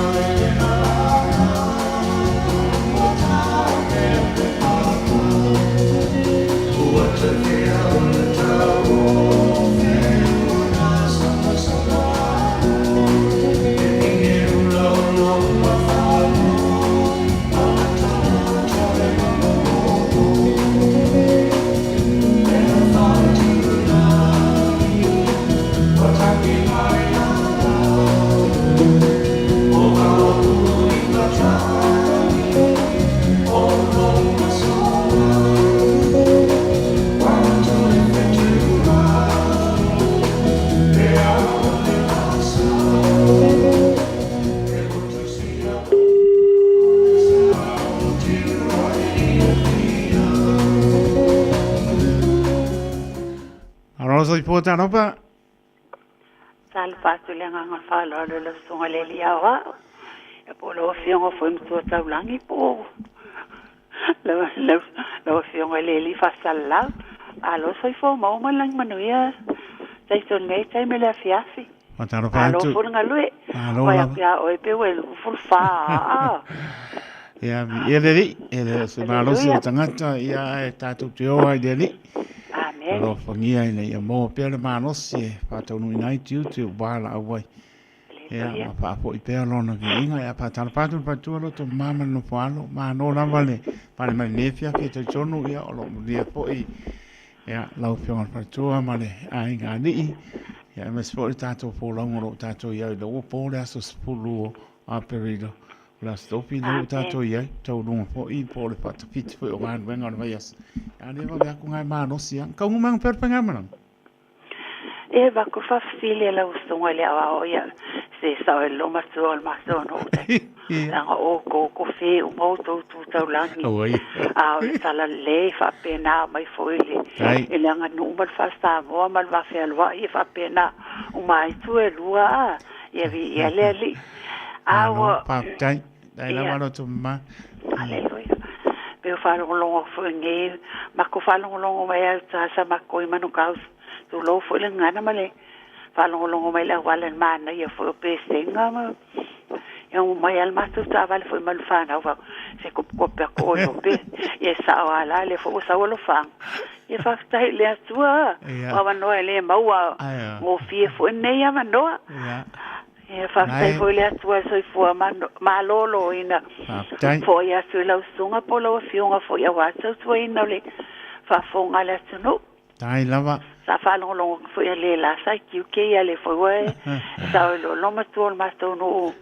fo le wa ya ko la ka wa nga ko fa ngale ofis fa sala ya o ya que mira ku va ne pa ponga chau chau ma pa no pa ponga ala ku mo le mu ka le ki o ya lo ko su I le ka ya ai el amor fa ngo fie wa ma fa fo la lo fa le la lo so ofis ya wa e ku o le pusa ai sa ia o le kele o me ai le bane po ia pa po mo le tunu ia le li fo le coffee ia le fo le o le tea ia o mo ia wa e po man masingi e pa le pangi popo ia ma ku langa pa pe e mo o mai na ma ko so le ai ala se me e popo le ia le pale pa wa le me ka ke ka popo le fo la e ia awai lolo foi nga wai ko fai nga ia si la fia foi la ia le malo lo fa to ku ya ku o mele longo ia le fai na me ka mo fai ya o mango longo le o ia ngala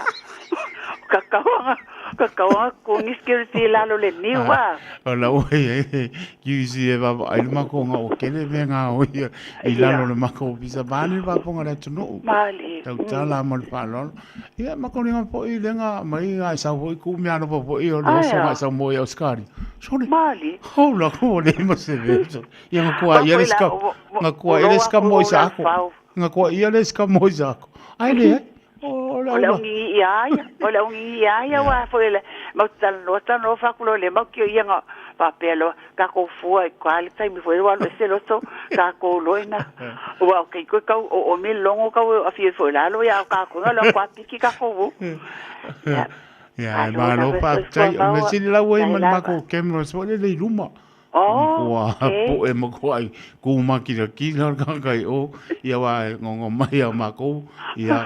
ia release mai aka po ai ka ka que si la fia foi lá tá isto você se foi cá o ka o ngo ele camera sa ora a todo mai ma kwa foi fai ma ka pole o ma sangi so se ala yo so se kulo wa foi le asa kulo fa fonga la tuno le lo fa fonga vai mo kwa ma sangi e ke wala se eso ngai la ya ma no pa ya vai mutali e la ma ni la ma se pai foi sa uma por nei po ya meia la usi la fia la tuno me uma dai la ma no ya mo le ma no ma dai la sua ma no po sua pa to mani tu ya mo le so lo fa ngai se o maso ainga no maso wa sa fa ya nafi le fionga ya po le so foi ya so pa uftu lele mal malo lan lau fale tua man no falo nei tai mel po alo fasile asu malo la val fai ainga lele malo le o si mel le ai ainga tato woa tato tuli vai le li non tato ai le lo na malo non ma sango fi le no fa stai foi le sungo fa fenga no foi tato maftanga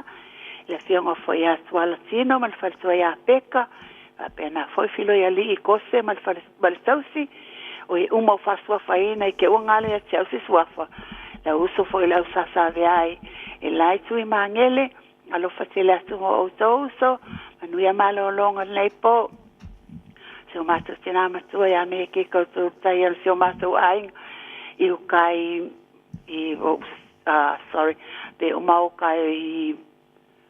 manukau I think va pena salasina alo fatela tu o sina matua familia le suela o malo longa nei po fa wa wena le suela fa malo longa mo sina o wai pesa i fo manuia maleola tulu ilunga nei funga ele awal mafsanga ma ainga malo fa now ya ma sisto no se tato ainga alo fatela tu mo e no falo ya alo fatela fo mo le o vai va o mala vele po o ia whaafonga mai leo netina a lofa tele atu mo o tō manuia malo longa nei po ina i tamama tina mātua lo whaafonga mai maota malawa whale mai o tangata mātua i lato fo i halom whana o lo tau sia nei o lato mātua a lofa tele atu mo o tō ia i leanga leo leo tō langona ma wha moe moe tau si mal fia o tō manuia na le tau mateina whaamnianga le atua mo o tō ya lo ftela fo ila wafionga taito nei taimel po teo tina matua fo il nai tuo le a inga familia tu le tuo ya se ia va pe fo le uso mal tuo luo lo va aia se o tuo a tina alo fatu fo i basu ya filo i auro la princesse uma lo fatele ma o to manu ya malo longa nei po mo se fo fai unga nei vai ya se au mga luenga se o fana uma fo i mai inga lo fa long mai ia le sa o to lana leanga i to atele ai lo fatele ma o to manuia malo longa nei po manuia se a mga luenga nei weekend manuia fo sa pati alo asu ai se mato sorry se mato kale sia fo ke se anu fa fo we nei mangele sunga fa se nga fa sua mano falo pa ela silasi uma le kale sia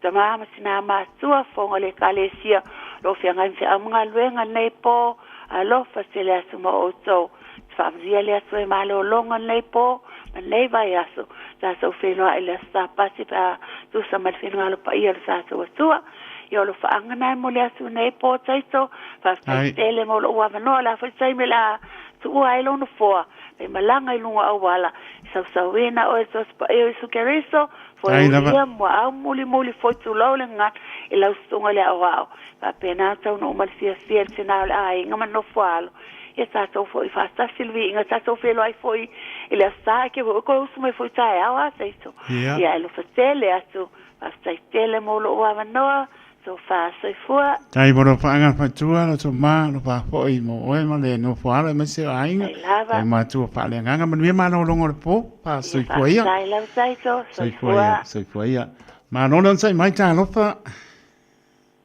alo fa kai ko ma no le tali mau mai le au fa pe po fa tua ya lili no fo alo ma no lava wa se kalinga si fa longo le si fonga ole ko fa ya fa ko inga nga mo mai ipto oi pukau ya fa pe fo le le o a mo ingo lo ko ma fa ko fa longo ko le long si fonga sa malanga ya malol malanga manguia lo ko ma ya si fa fo la singa se fu me ngu ke ari le lei mo le no le au fa kai kele mo lo wa ngo kai ko ya lo fa nga ma changi la le lei ka lo ver furu o lo fa nga il fa nga wa fa sa ni fa chuma lo nga ngai po ele fio nga ya ma pusua ma lo ari ngalu mar fa nga ia malolongo ngai po le ngaka fo idea le fionga ia upola mal fanga wo fenga longa ko mal ainga ia manguia nga luanga ngai po pe mai fa au nga luanga ngai po e fa pe fo se fanga u ko sten mo pe ya e melinge o siela maniol mal fanga u ya lidi masaya manguia ko po le ngai po ko fali pui o ko au i sura ngalof ia e fa pe fo ia si o finge no lo wedding konge ya fa fo marisa male fa ngau fa muia de ko ya ke uru i ngai po maruru o kila ya le nga ka fo ide ia o le au ai nga ko a ma ko ia nga pe ngo foi so aku ke le ka o ko so fa ke o le ka o se so fa se ia nga le manguia mai le ya ke fa sa mai le fa pe oi ka o le ka o a le o ka fa ia ko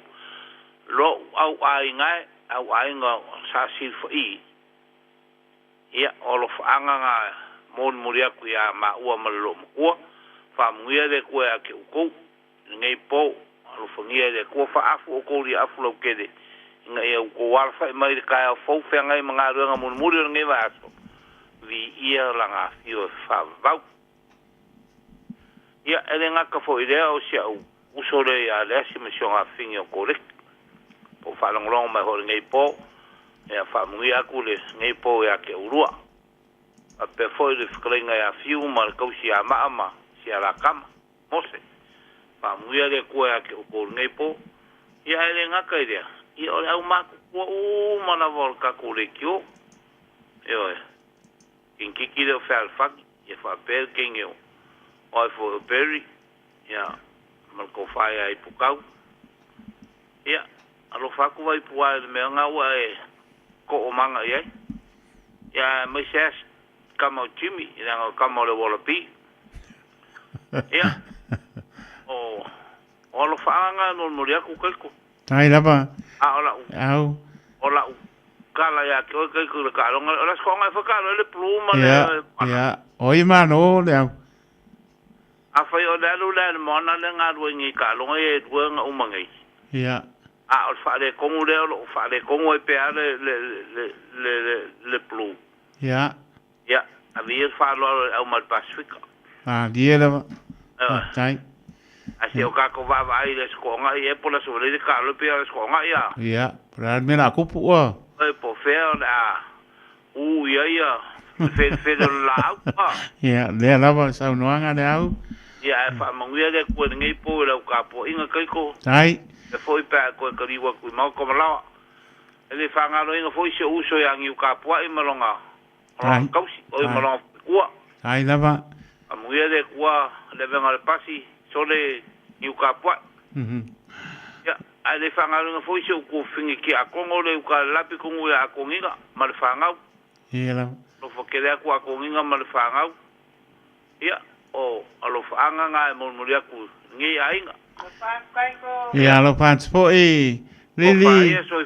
ia lo pats o lua ma le pats a lili le au mo po mano longo le po pa sai po ia pa sai po ia ma lo lo ma sai mai ta lo fa ma lo lo sai mai ta lo fa sai po mangui ai la o fionga esa o lo kauli o de masanga di abane va pongole tu ya poli dia maya ma sau kia maya kala maya no on mere ri pe a kula sa kala pe su me po pe que no le quiero kala goa ni kasi ai foi le tanoa va ne foi le pa ponga valore tu e che saulo pe ongi ufi tu pe se sabi de angi ma lu le enga o langona o e fio mai makana mai au ya le pa la vanga va ya le pa o tu foi va ne pa ponga tu ia nga oi ke masangi ka longon la pi pe le ala le ka pa la ka ko ya ma le nga pa no Kai, on me si dia ngai ke si da sia. Yeah. Wai akakala ngolo la kapi. Tai. Ia o mga kuleia mga kia. Ia e o foi assim bangu ia i. Wora boy Ia ele lei foi pe ala kala kai au ka fal malai. Ia.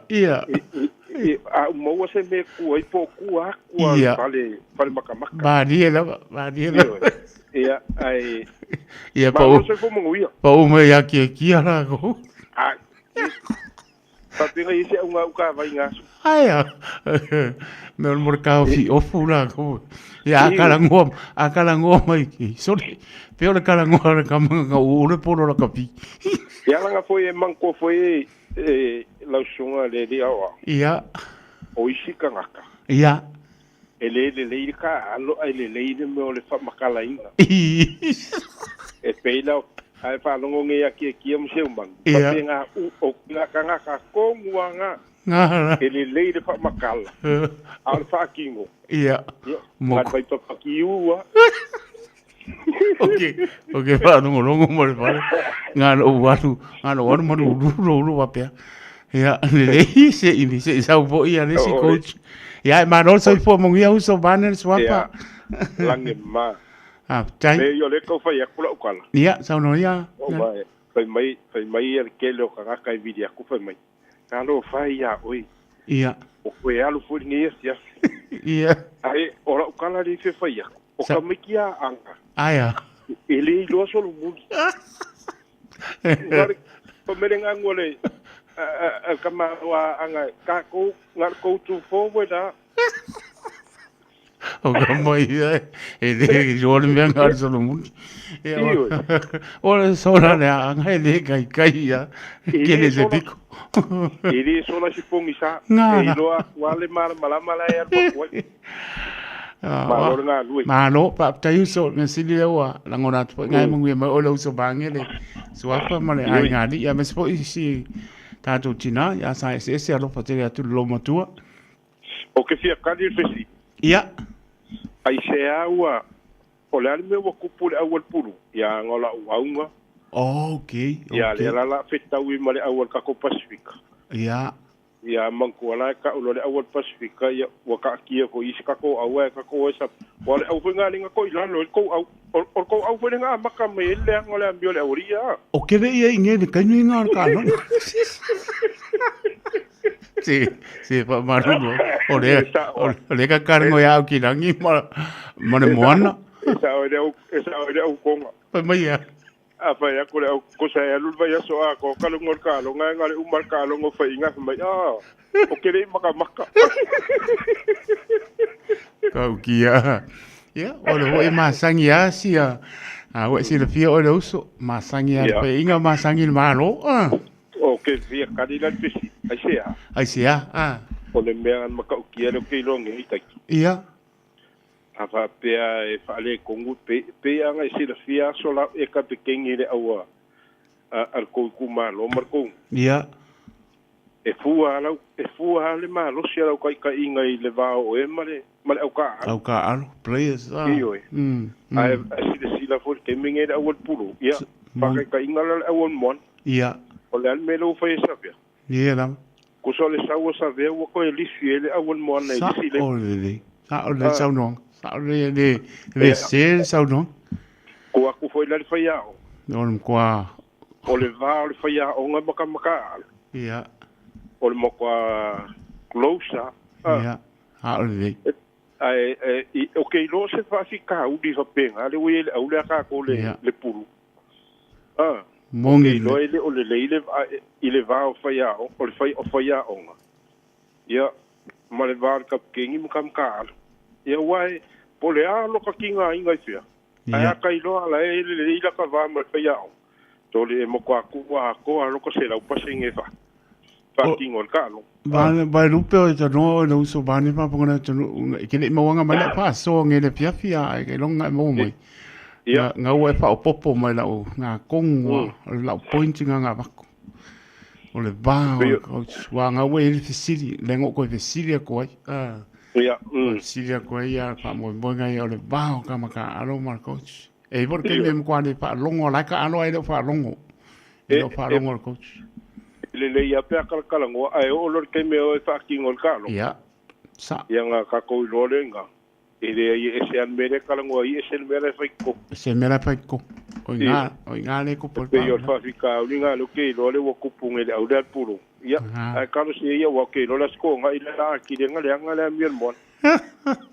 Ia, ka sui fo e ma ngai ska longa mai mo ia le malu si o tātou tu no mai se o le lano langi ato o le fi ngau ni polo le meta o na. Ia. Ia, sa le la mal sa longa e pe o tu langa na o le ba o le tai ia mle au ta alo. Wa ke va kwa ile si la ka no mai ale o yelo to bole o e si me o le o fia. Ke va kwa le saula sa we ke lo fucking ngonga le mena pa ko le coach ko ma sa ia va ka ke le va ia e mano pa tai mo pole am no wa mo me so no ne fi o lo so va ne so pa la potuia ia alo fa ku moi tai la un mako wa iga e sa ye au e alu le po a ko ola te wa ika si ke wa vis ia aka lo fa ya ka wa se yo si aso ya petai lo fa uma ko ile ko ke ai manguia ko kai mi ko lo kiuke tai la ma ile ko tali wa tu fale ma tai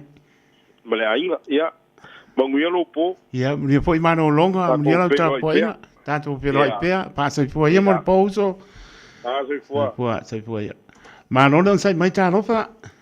ma se foi ia ia pa tai sa eu morta no o au e va via ia sa no mai tam pili makami e mako au en kausanga ni ai ia ke de sa le so o le alta usanga na ngata e lauta ano la ka piuso sa o le sikuiva ia o kalo ki ni wi ko ga pasiri sole o ko kalo kala puya marisi malo sia ni me o stai na ka wale ai lu ka ai me ka pe kuri me ka ka si furu iba ka usana me go mai jabo ai pior kamanga nga pasenga ko lau por kala be stai na ka ki ngare ki kari ngoi pa penge lo po falangi nga a mi oe po sa po pe ia mana ia le saunoanga e malo ia le mona ia la potiena ia lo faanga pa mon ala fa ku mana ko ai nge wi ko ke pe po ki la pe po ta mo e bo lo soga dai la ia mi po mano longa ia soi foi te foi malo non sai mai ta lo fa malo taito pe tai o mai o lo so o le o manguia fa kai o le foi la sa un fa ka ko ria mo nga o ke do ko fa longo ko le tui ia e se me o a pe o si per la manga ia po ia si no futu si e fo ia ko le yo e fo langa le ngo fa longo ko ngi ia maria ko taito o ni o langa o mako ai nga uma maka ka umo ke masangi e mo umar ka le varu karo fai longa winga la ele au nga fa ingi lo fa nga wala nga lo ia ai or ka lunga le langa le ngo fa longa ko le ia le baba o ngi au ki fa maria ko taito pe ku vale le fesi aua saunona langa le ngo fa longa ko le ponche le nga e au mai le funga si usolen fa uma ngi ia fa pe o le ala fa pe le au ki langi o le ele o le leile va o kama ka aloma ia ma le fai ao ia ma o le management foi ia ele o ke fisiri sa o wa le so ke lo umar kulanga ngai le au la ka ko me lo i klaske ke ka usanga le kenge ia o se me fa pena o le au ai foi ia o wen ngong ele kala ngoma ia le ai le au la klaske ke le crusader le o le crusader fa ku taito o la fisiri ku sa o la ngai so ke lo umar kulanga ngai sa o le kulanga ele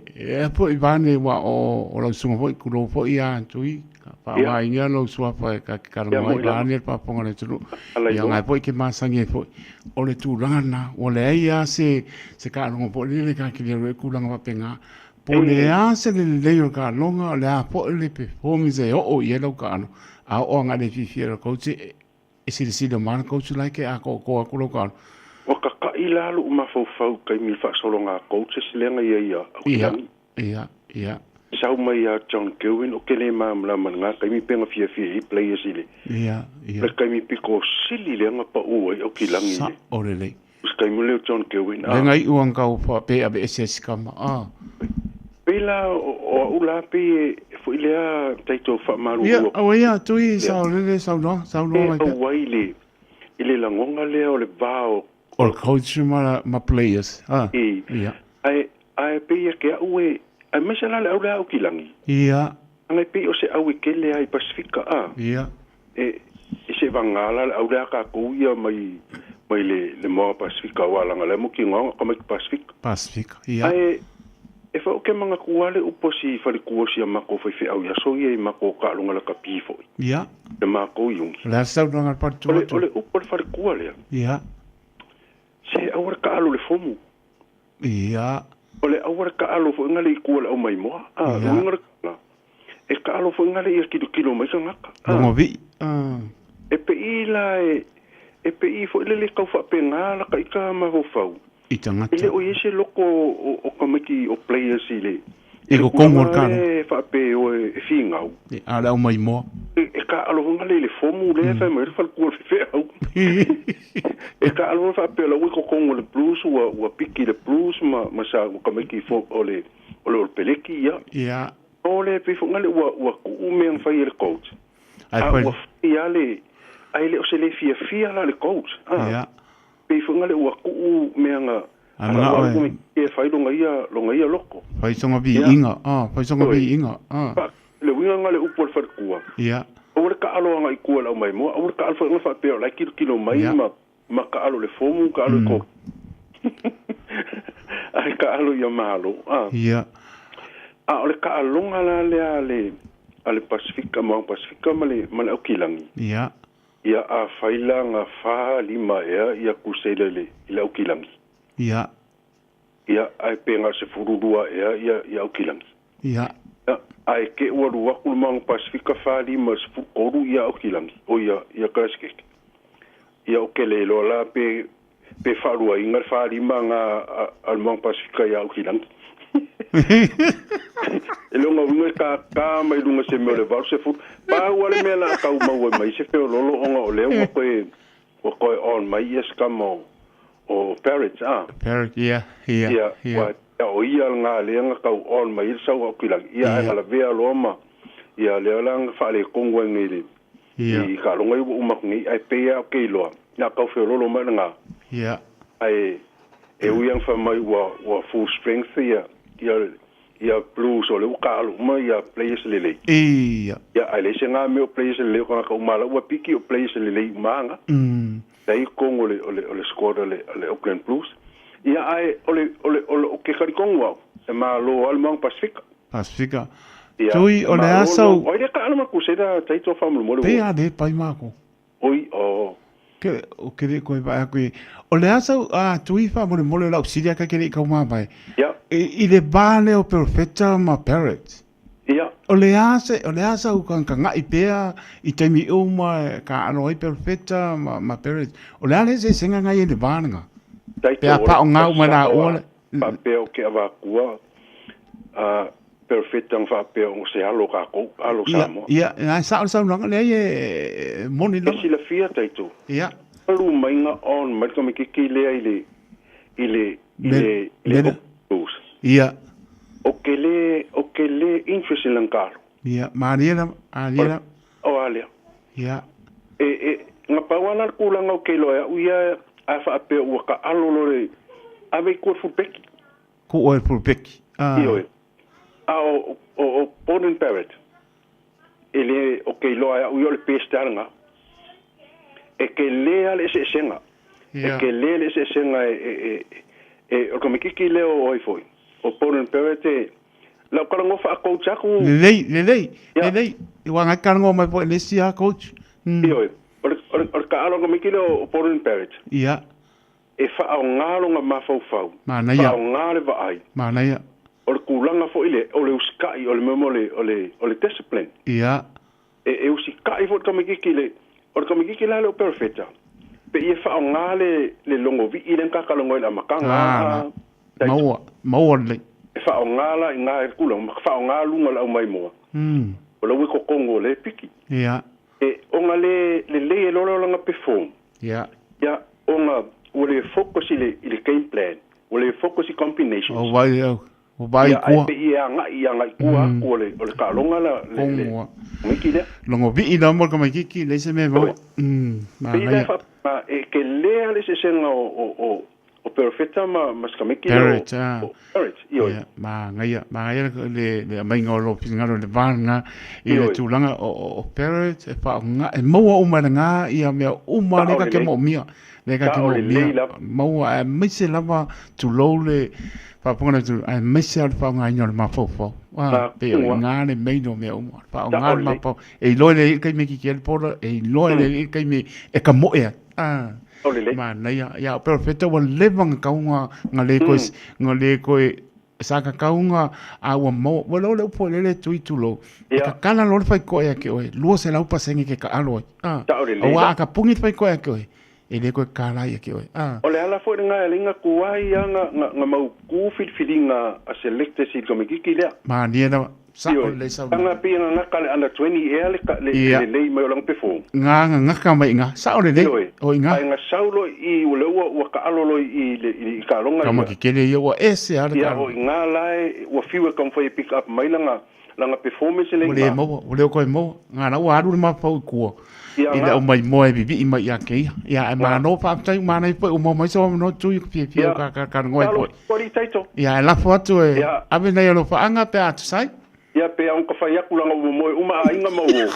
ia o le lei ia manguia la upo kala me ngia fiafi lo pa tu ia foi mano longa soi foi ia fela ia ke ia soi foi no la ma fa tan mano le tro ia pa pong mai o mana mie o e po se lo ai nga se so ani tau fe malanga inga mo New Zealand i mata au po pe o le vaita mai no fa na po nga luenga a fa ia lau tali o le ioe wala au loa Ken Fernieho o le Fern Immigration Services e iaila na laisene ma ua silia ma le se fulu 5 tau sanga o lana tau tua e toa tele tangata o sosoani iai Ken i mata upu tau fe malanga inga e au fia ai mata upu na o atu le tribunal pa apili le minister tanga iane i le mata o Facebook ma le upenga te whailangi i moli mau mo nisi whamtalanga wala au mai le Fern Immigration Services ma tala noa ia Luisa i le oiva lua ono lua tolu lua lima tolu lua ono lua tolu lua lima tolu po le o lua tasi lima tasi o lima O le R-Dash Travel o le company numero tasi le taungo fio pasese mo Whemalanga inga i Samoa whapea le malanga mai i Samoa i New Zealand Day. A whea de loa i le ofisa o le R-Dash Travel tasi valu lima Great South Road i Marurua. Pe vili mai i le telefoni tolu iwa lua o wha o. Tolu iwa lua o wha o mo le R-Dash Travel. Radio Samoa. Taslima iwa tolu. Amo.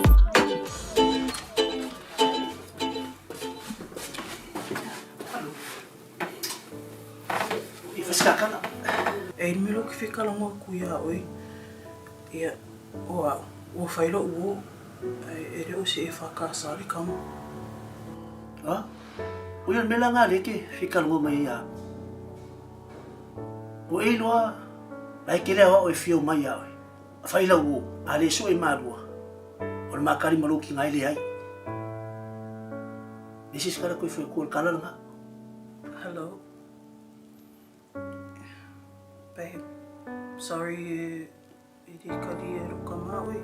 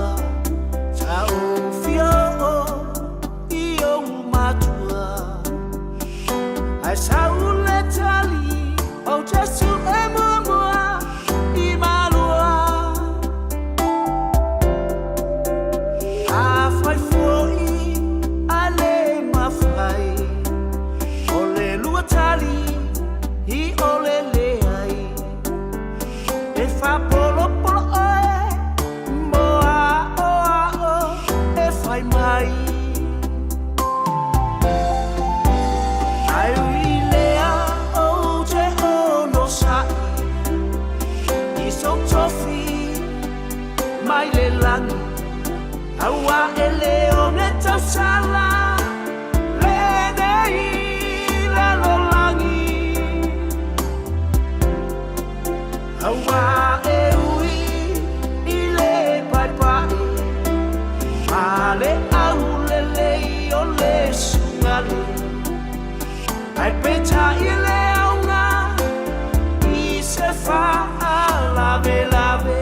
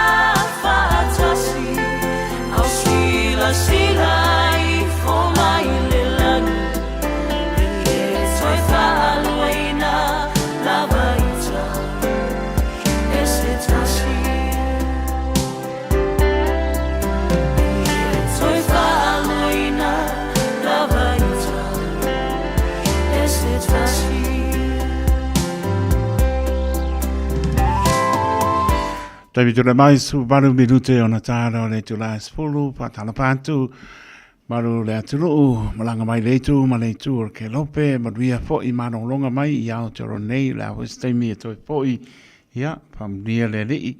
ai e maruia I fo leo pe ai toro nei atulu, taimi e toi fo I ai, pamria le rei, patala pātu ano sina, mano lava le maputa mai, ia, ua uma fo le tātou po, mano lava le maputa mai, mai merapat, nia po I mano longa nei po, ia, ngata lea o ai po I petelo, pulu tuala, mano lava whaptai, maputa mai, ia, o ai po I seine tau asa, ia, mano lava whaptai, ia mai lato umalama na maputa mai, alofa te lea taito, au kilani manu tutua oi, alofa te lea tu, a pepo I o atu no mau, tua asina sina, au pingaru venga tatofi, lato pata autoria I ngase o le tino, so se mauta ngase I mauta malawa, ia lofa le I marana pa manolonga e pa iatu, maua le malosi, au onai mo ia malona pilngalo, ai pa apte tere lava le maputanga le po, pa mlia le I manolonga, ia uptia I tātou, I lona lofa, malona ngale lei, maua manolonga pile, maua malo le tino, ia maua le soa tai au, I le anga le lei o le li o lona vi inga po iati ate ia, pa tai ram le moa, ia mana ainga manuia po I manolonga le po, pa tai maputa mai, wai po le maputanga I po nei po ma stau tua, pa tau waa le au ona, ia, le ia spai vai asa ma se mau, le upa pana ngā tai pale, poto tau tai, se le natu, ia ma, pa mo lalo po I taito, pa ma ngano le au ona, ia pusia pe tātou, I le whiara whani o le pin ngano, leo lo tātou matai, mana tua, nei vai tau o tau sanga o tātou iai, tātou anga atu vai sa pa ia, o anga atu le li lana malanga pa atupu le sa, lumana e ona pōpō ngā, pa mana tuina o lona pa sato roina, tānu mia, to e soifua manu mālo mai le tonga mau, le alofa nao le atua e ala ia Yesu Keriso, ai e manuia lava, tā penanga le eseta, rio I mano longa nei pō, pa tai tele lava, ai foi alo sina ati ko mo mo le alo sina ati malo mo ni foi mano longa nei po pa manu lo ko mo ya no se ka pe se nga e mo ni mano longa nei po tai to roto le ona soifua ma ia manuia